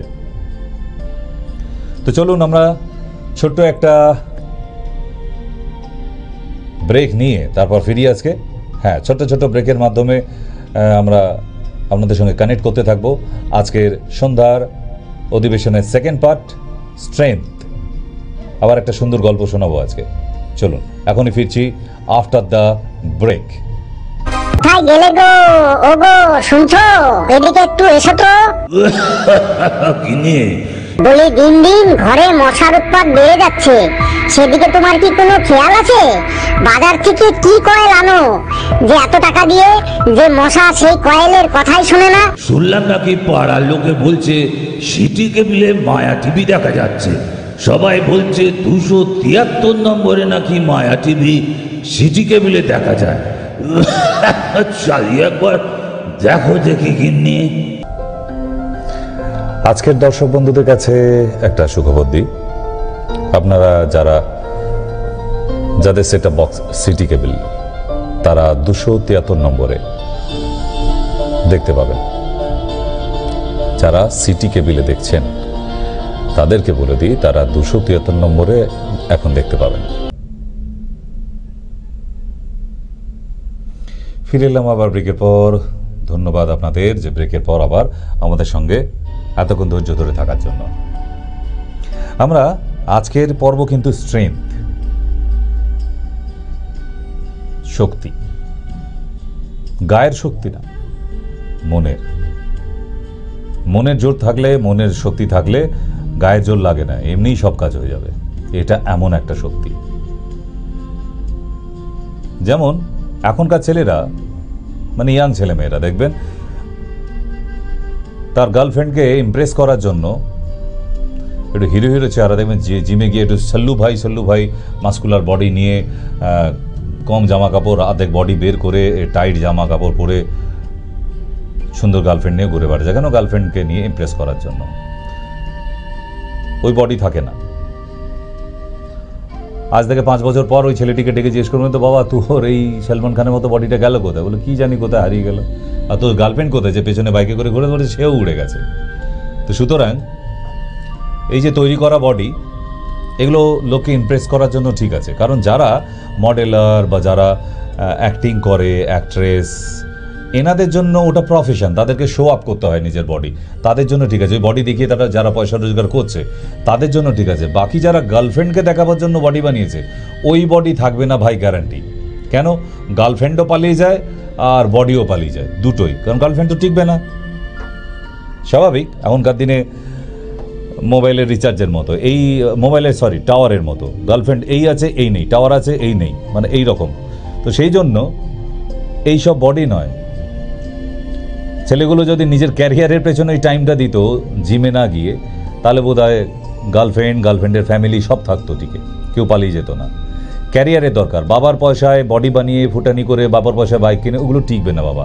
রাগ করো না বাবা, এটা বাস্তব কথা। আমি জানি প্রচুর ইয়াং ছেলেরাও এই শো দেখছে, বাট ইটস রিয়েল। কেন বলছি, তোমরা হয়তো আজকে একটু হিরো হিরো ভাব দেখাচ্ছ, এর আগে যারা হিরো ছিল সিনেমার দুনিয়ায়, অমিতাভ বচ্চন মেগাস্টার, ওনাকে জিমে যেতে দেখেছো? যেত? মিঠুন চক্রবর্তী জিমে যেত? সচিন টেন্ডুলকর অত বড় একজন মহানায়ক দেশের, সৌরভ গাঙ্গুলি জিমে যেত? তারাও ক্যাপ্টেন ছিল তো।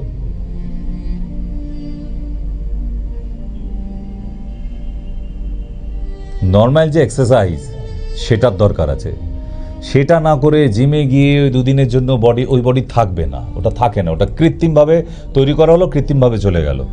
নর্মাল যে অরিজিনাল থাকবে বডি স্ট্রেংথ, তার জন্য ঠিকঠাক খাওয়া দাওয়া, উইদাউট ফ্যাট উইদাউট প্রোটিন, হুই প্রোটিন খেতে পারো, এবং এক্সারসাইজটা খুব দরকার। অ্যাথলেটিক্স এক্সারসাইজ, সকালবেলা দৌড়ানো, জগিং, এগুলো দরকার। এতে যেটা তৈরি হবে মাসকুলার, ও সারা জীবন রয়ে যাবে। যেটা আমাদের ইন্ডিয়ান আর্মিরাও করে। ইন্ডিয়ান আর্মিরাও আগেকার দিনে কেউ জিমে যেত না, এখন কিছু মেশিনপত্র জিম রেখেছে কাছে, কিন্তু এক্সারসাইজ মাস্ট। ওই লোক দেখানো তৈরি করা বডি ওনাদেরও কোনো কাজে লাগে না। মেন স্ট্রেংথ আর মনের জোর দরকার আছে, তবে ওই ওপারের শত্রুকে ফায়ার করে পালিয়ে আসতে পারবে। তাহলে কি প্রমাণ হলো যে আমাদের জিম যাওয়াকে খুব জরুরি? না, জিম সবসময় প্রয়োজন হয় না বাবা। এইখানটা যদি উর্বর থাকে, কোনো জিমের দরকার হয় না তো।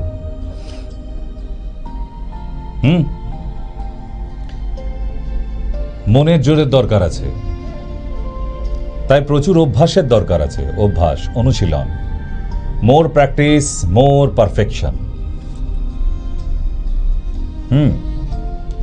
এই মোর প্র্যাকটিস মোর পারফেকশন, এইগুলো শুধু কাব্যকথা নয়, তত্ত্বকথা নয়, এগুলোই বাস্তব। নিজের অনুশীলন নিজের ক্যারিয়ার তৈরি করে দেবে।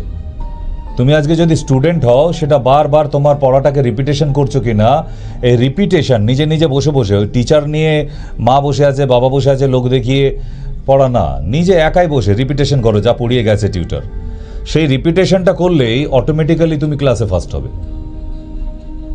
আর এই ফার্স্ট হতে হতে তুমি একদিন ডিস্ট্রিক্টে ফার্স্ট হবে, একদিন দেবে বেঙ্গলে ফার্স্ট হয়েছে, একদিন দেশে ফার্স্ট হয়ে গেছো। কিসের জোরে? জিমে গিয়ে নয়, অনুশীলন, প্র্যাকটিস। ঠিক, মুকেশ আম্বানি, অনিল আম্বানি জিমে যায় না,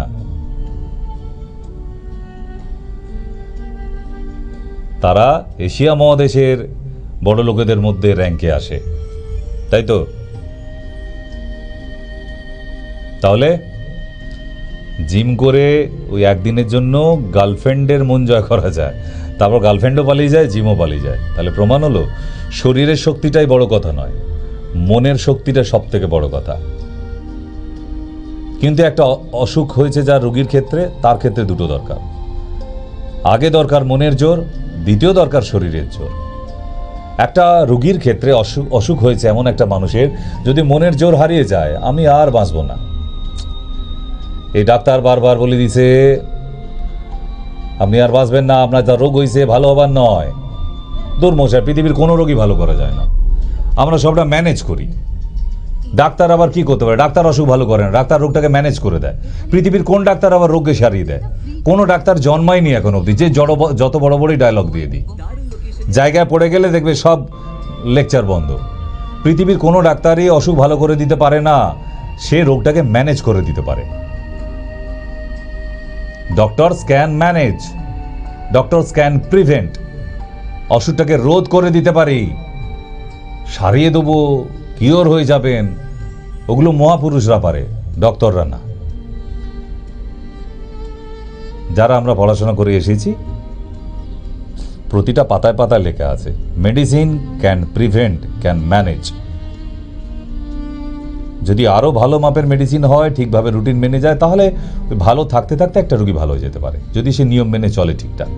নাহলে ডক্টর রোগটাকে কিওর করে দেবে একদম। না না, হয়েছে কোথাও আপনার জ্বর হয়েছিল ছোটোবেলায়, ডাক্তার দেখিয়েছিলেন, ওষুধ খেয়েছেন, বড় হলেও জ্বর হয়েছিল, তাহলে ভালো হলো কোথায়? তাহলে জ্বরের শিকড়টা তো আছে। আপনার হাঁটুর ব্যথা হয়েছিল 5 বছর আগে, ম্যানেজ করে দিয়েছে, কিওর করে না, সেটা আবার 5 বছর পরে দেখা গেছে, তাহলে এলো কোথা থেকে? মানে আপনারও অনিয়ম আছে এর মধ্যে। রোগ তখনই ফিরে আসবে আবার যখন আপনি অনিয়ম করতে শুরু করবেন আবার, ঠিক অসুখ ধরা পড়ার আগে যেভাবে হয়েছিল। এটা আপনাকে বিশ্বাস করতে হবে, এটাকে আপনাকে মানতে হবে যে ডক্টর তো আপনাকে ম্যানেজ করে দিল, আপনি যদি তার রুটিন মেনে চলতে থাকেন তাহলে ভালোই থাকবেন। যেই অনিয়ম করবে আবার অসুখটা ফিরে আসবে, তার মানে আপনাকে ম্যানেজ করে দেওয়া হয়েছিল, আপনি ম্যানেজমেন্ট মানেননি। নিয়ে নি ফোনটা। নমস্কার, কেউ আছেন ফোনে? বলুন বলুন। এই আবার কানে শুনে না। হ্যাঁ বলুন।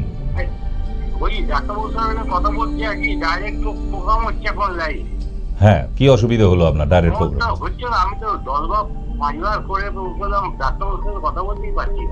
আপনি 10 বার করলেই যে এখানে 10 বার ফোন লেগে যাবে কোথায় বলা আছে? আপনার মতো তো আরো 10 জন আছে, তারাও তো ফোন করছে, তাই না? হ্যাঁ বলুন, কেন ফোন করেছেন বলুন।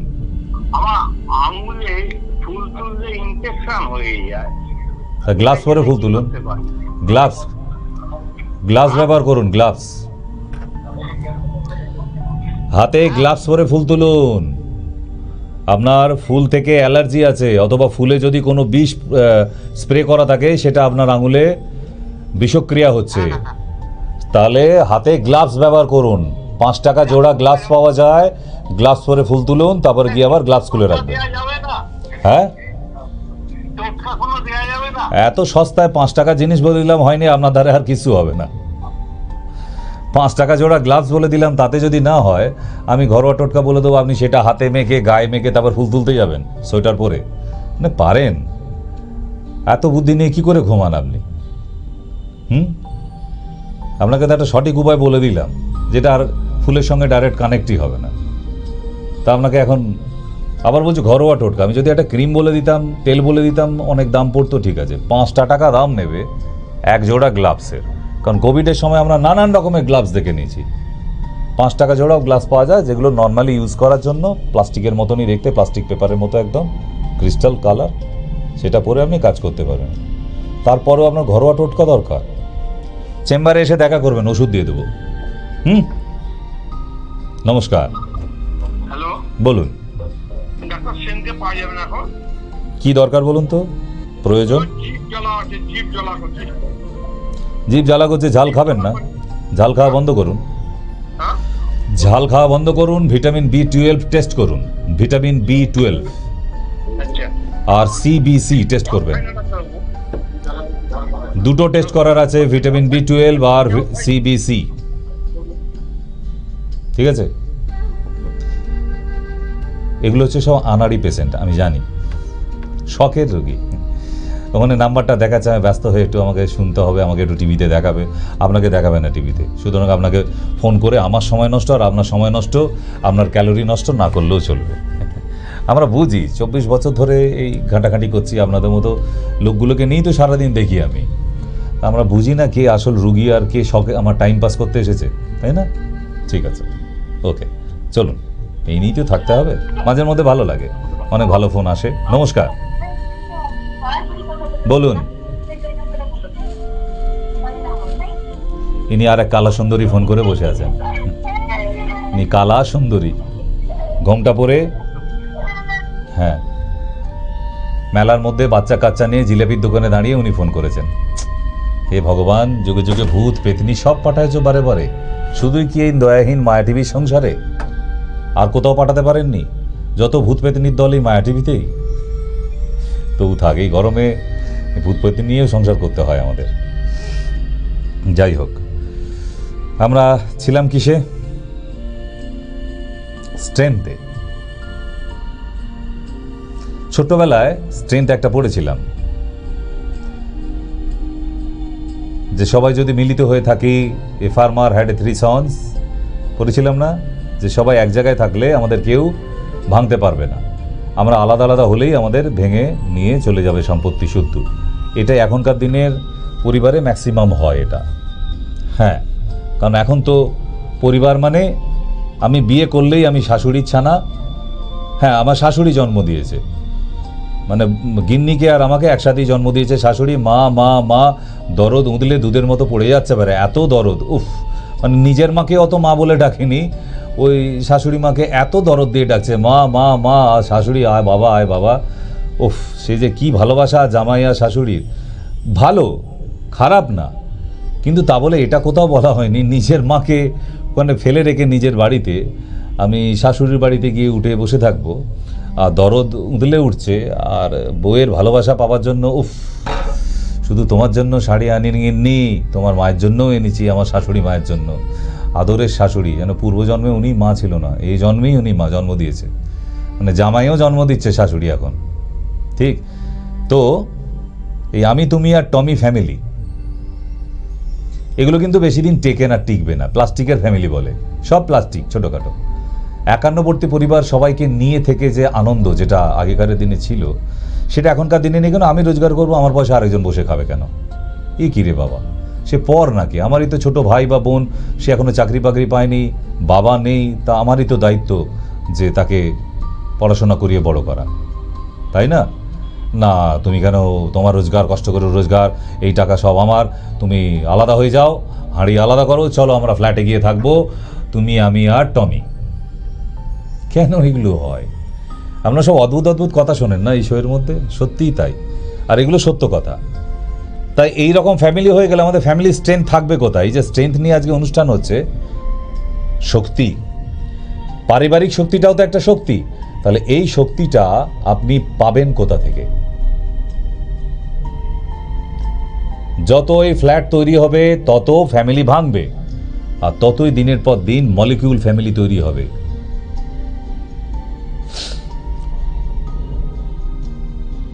একা মারা যাওয়া যায়, একা বাঁচা যায় না, একা জন্ম নেওয়া যায়, একা বেঁচে থাকা যায় না, সবার সঙ্গে থাকতে হবে, এটাই লেখা আছে সব জায়গায়। ঠিক, চলুন ছোট্ট একটা ব্রেক নিয়ে তারপর আবার সুন্দর একটা গল্পে ফিরবো আমরা। একটা ছোট্ট ব্রেকের পর ফিরছি এখনই আজকের স্ট্রেংথ।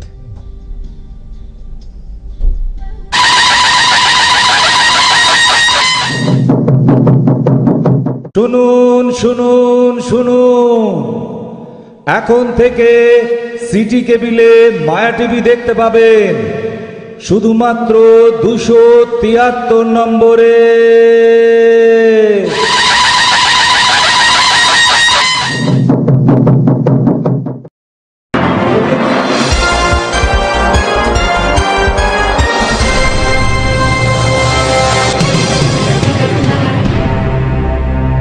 नमस्ते व्यूअर्स, अभी आप लोग देखेंगे सिटी केबल पर माया टीवी ओनली 273 नंबर पर।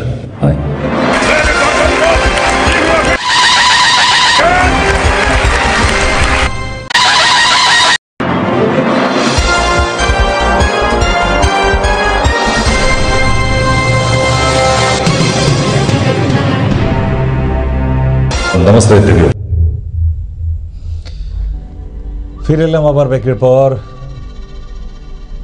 এখন আমাদের মায়া টিভি যাদের সিটি কেবিল কানেকশন আছে 273 নম্বরে দেখতে পাচ্ছেন, এবং all India basis Jio plus যাদের সেট অফ বক্স টিভিতে জিও প্লাস, তারা নম্বরটা দেখে নিন ওখানে এই নম্বরে। এবং মোবাইলেও যাদের জিও কানেকশন আছে জিও, তারা মোবাইলেও দেখতে পাবেন, সারাদিন দেখতে পাবেন। মোবাইল এবং বাড়িতে যে সেট অফ বক্স, দুটোতেই অল ইন্ডিয়া বেসিস মায়া টিভি আস্তে আস্তে এগোচ্ছে আপনাদের আশীর্বাদে। ছোট্ট ছোট্ট পায়ে চলতে চলতে ঠিক পৌঁছে যাবো একদিন, তারপর যা হয় হবে, দেখা যাবে। তো যাই হোক, স্ট্রেংথ,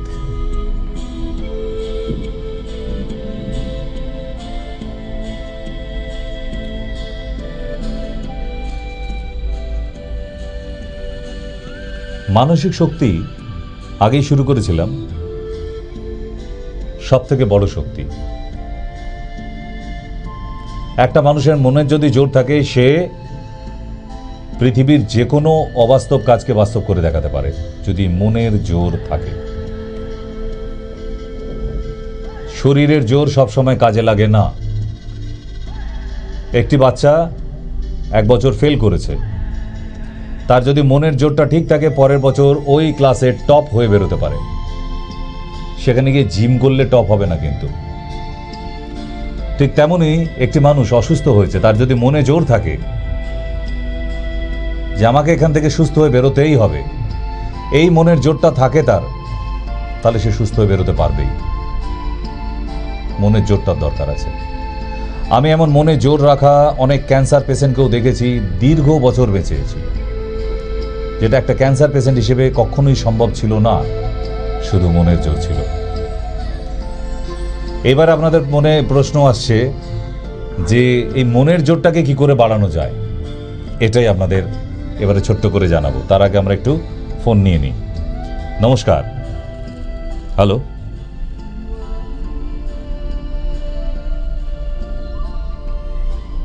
বলুন। নমস্কার। হ্যাঁ হ্যাঁ নমস্কার। বলুন মা। আমি আমার ওই ওরা কি বলে বাংলা ভাষা?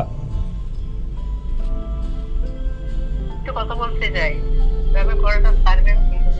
হ্যাঁ, কি হয়েছে মাঝখানে শুনতে পেলাম না। পায়ের ছোট পায়েতে ফোড়া হয়েছে।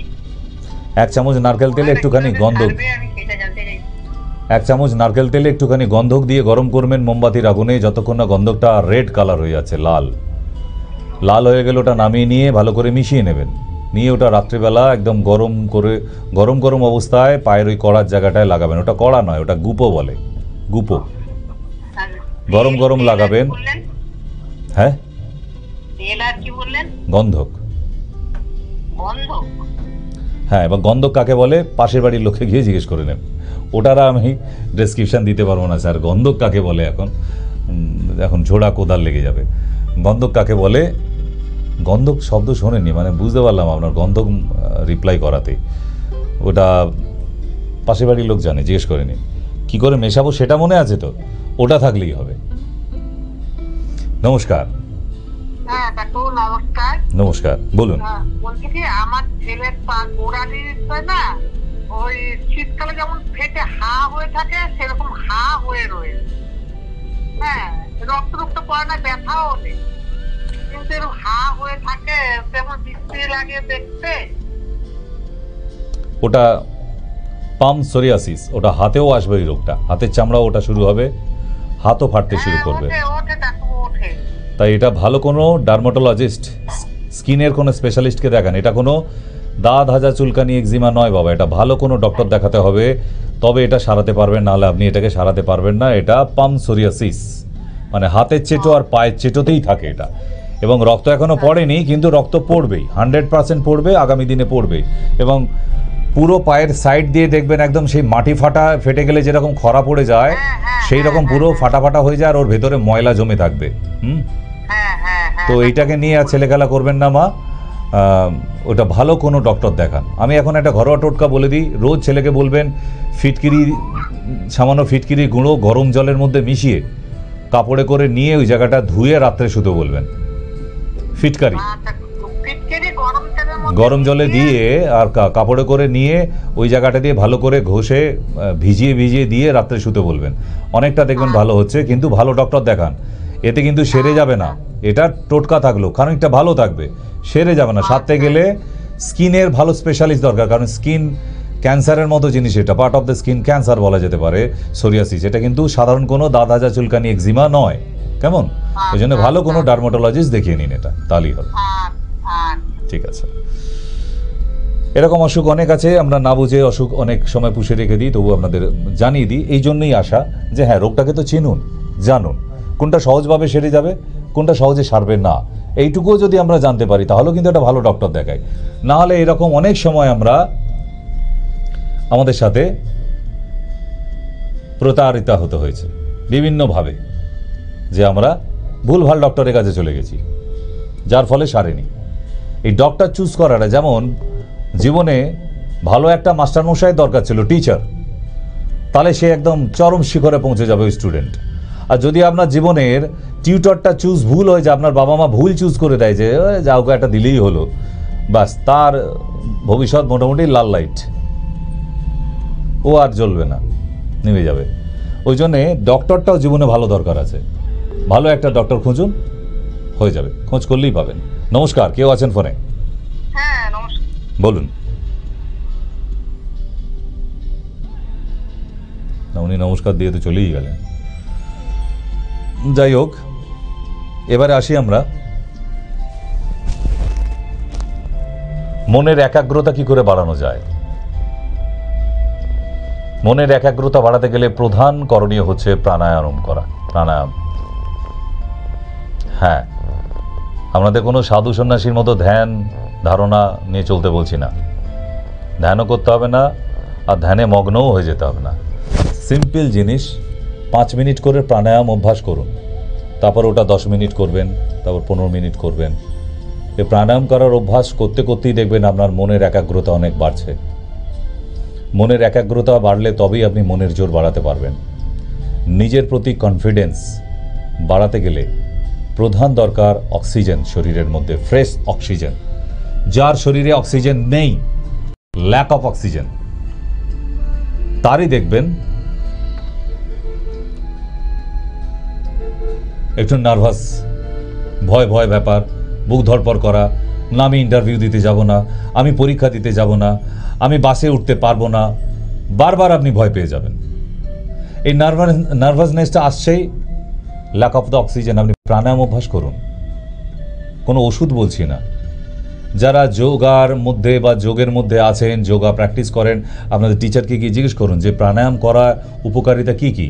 আচ্ছা বেশ, কারোর কাছে যেতে হবে না, আপনি গুগল বাবাকে খুঁজে দেখুন, আপনার হাতে তো মোবাইল আছে, সেখানে গিয়ে what is the benefit for pranayama. প্রাণায়াম প্রতিদিন অভ্যাস করলে কি বেনিফিট হয় গুগল আপনাকে বলবে। বাংলা, হিন্দি, ইংরেজি, ভারতবর্ষে যা ল্যাঙ্গুয়েজ আছে সব ল্যাঙ্গুয়েজেই পাবেন। ইন বেঙ্গলি শেষে লিখে দেবেন, দেখবেন বাংলাতেও পাচ্ছেন। আপনাকে ইংরেজি বুঝতে হবে এর কোনো মানে নেই। সেখান থেকে জানতে পারবেন যে প্রাণায়াম করা হয় কত মনের জোর বাড়ে সঙ্গে শরীরের।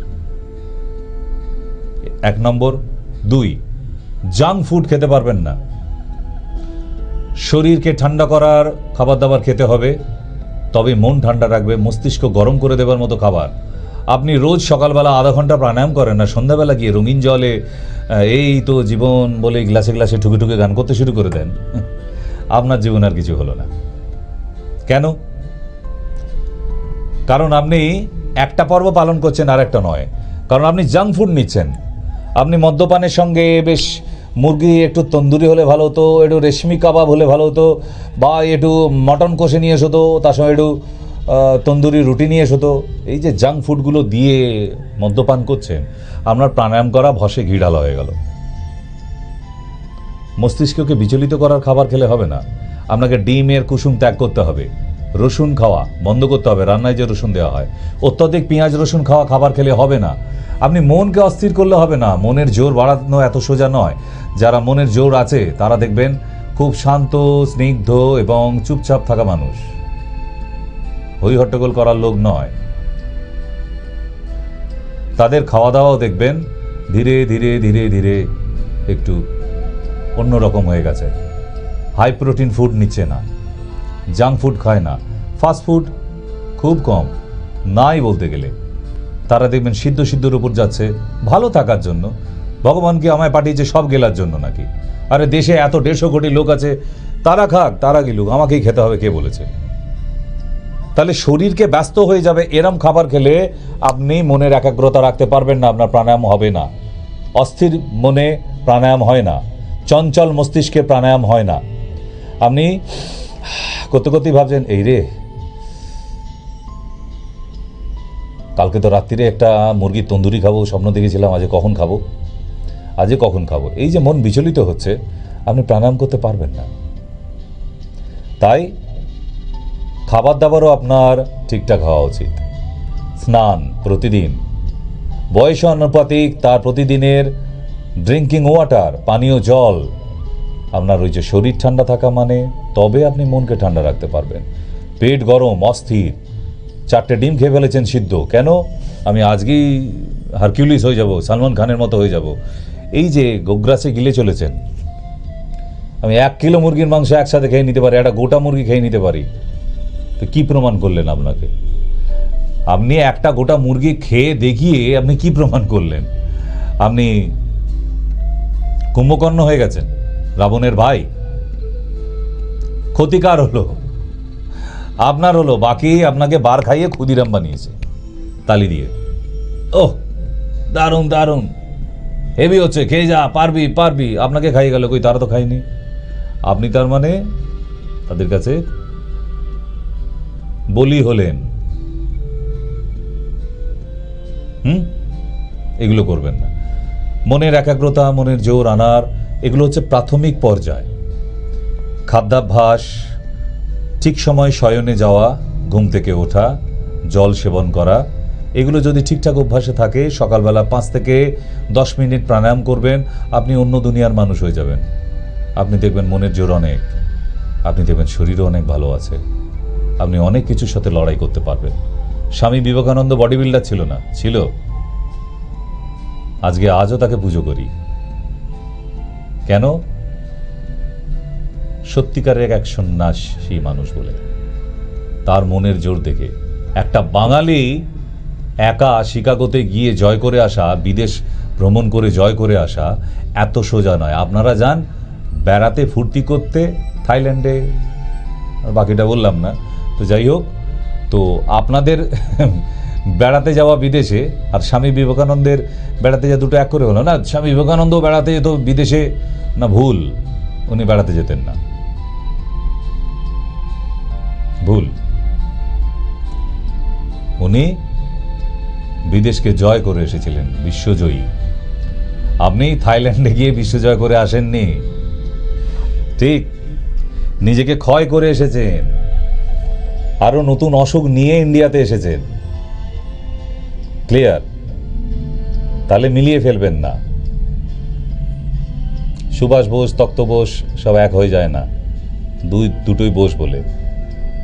তাহলে মনের একাগ্রতা যার আছে সে জীবনে অনেক কিছু করতে পারবে। স্ট্রেংথ, সেই আসল স্ট্রেংথফুল মানুষ, সেটা পুরুষ হোক অথবা মহিলা হোক। আমি গল্পের ছলে আপনাদের বোঝাবার চেষ্টা করি, কিন্তু নিতে হবে আপনাকে। মাথার ওপর দিয়ে চলে গেলে আমার কিছু করার নেই। কারণ আজকে তো শুধু গল্পে শোনাচ্ছি, আগামী দিনে একদম ছবির সাথে দেখাবো যে একটা মানুষ স্ট্রেংথ ফিরে পেতে গেলে তাকে কি কি করা উচিত। কারণ মনের জোরটাই সব। আর যদি আপনার মনের জোর, আপনার এই ছাত্রছাত্রী বা যারা আপনার ছেলে মেয়ে আছে তাদেরকে শেখান যে বাবা ভালো রেজাল্ট করতে গেলে তোমাকে প্রাণায়াম করতেই হবে, এটা শিখিয়ে দিন তো আপনার ছেলে মেয়েকে, দেখুন কেমন রেজাল্ট করে। ওই দুরন্ত ছটপটে ছেলে দেখবেন কেমন আস্তে আস্তে শান্ত হয়ে যাচ্ছে। প্রথমে পারবে না, কিন্তু তাকে বসান প্রাণায়াম করাতে, আস্তে আস্তে আস্তে দেখবেন এই ছেলেই আস্তে আস্তে একদম শান্ত স্নিগ্ধ হয়ে গেছে। ঠিক? তাহলে এবার অ্যানাউন্সমেন্টটা করিয়ে দিই বিজ্ঞাপনে যাওয়ার আগে। যারা শিলিগুড়িতে বসে দেখছেন, আমরা 21 তারিখ আসছি, 22 তারিখ সকালবেলায়, ডেটটা জেনে নেবেন। মোস্ট প্রবাবলি 21 তারিখ রবিবার আমরা যাচ্ছি। আমিও একটু ডেটটা কনফার্ম হয়নি আপনাদের, যে কারণ সানডে এখান থেকে আমাদের রওনা আছে।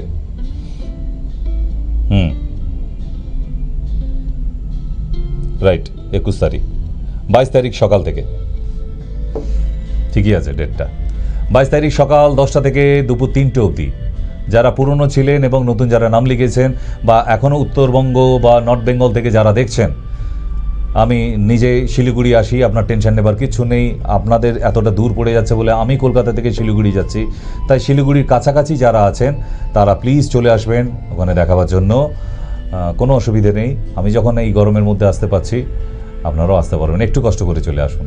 তাহলে এমনিতেই মাঝখানে আমি ব্যাঙ্গালোর ছিলাম, একটা মাস যেতে পারিনি, মাঝখানে একটা গ্যাপ পড়ে গেছে। তো এবারে আবার রেগুলেশন এভরি মান্থ হতে থাকবে, কারণ এর পরেরটা খুব কাছাকাছি ডেট করব আবার।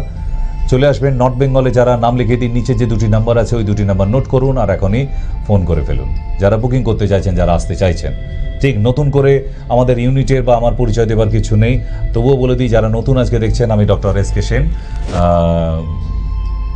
অনেক বড় সড়ো ডক্টর নই, আবার বলে দিই, ছোটোখাটো ডক্টর, কিন্তু যেটুকু জ্ঞানগম্য বোধগম্য আছে, বইটই পড়ে এসেছি, এখনও পড়ি, সেগুলি নিয়ে খুব একটা খারাপ ট্রিটমেন্ট করি না। যে ট্রিটমেন্টগুলো করি আর যেগুলো করি না ওগুলো আলাদা ব্যাপার, ঠিক আছে? যাই হোক, দ্বিতীয় কথা হচ্ছে এই রবিবার সকাল 10টা থেকে আপনাদের নতুন চেম্বার, নতুন বছরে দমদম জংশন হনুমান মন্দির। নাম লিখে দিন যারা আজকে অনুষ্ঠান দেখছেন। আসে একদম স্টেশন থেকে নেমেই পায়ে হাঁটা পথ, 5 মিনিটের দূরত্ব। হনুমান মন্দির বললেই হবে, ওখান থেকে চলে আসবেন হনুমান মন্দিরে। কেউ টোটোয় আসতে পারেন, কেউ অটো আসতে পারেন, কোনো অসুবিধে নেই।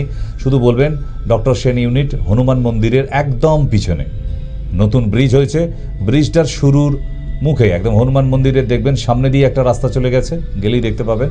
আমি আগামীকাল সব দেখিয়ে দেবো পিকচার বাই পিকচার, তো ওখানে গিয়ে জিজ্ঞেস করে নেবেন ডক্টর সেন ইউনিট। 2-1 দিন একটু অসুবিধে লাগবে, ফোন নাম্বার তো রইলই আপনাদের কাছে। হনুমান মন্দিরটা ঠিক পিছনে গিয়ে তাকালেই দেখতে পাবেন আমি আছি।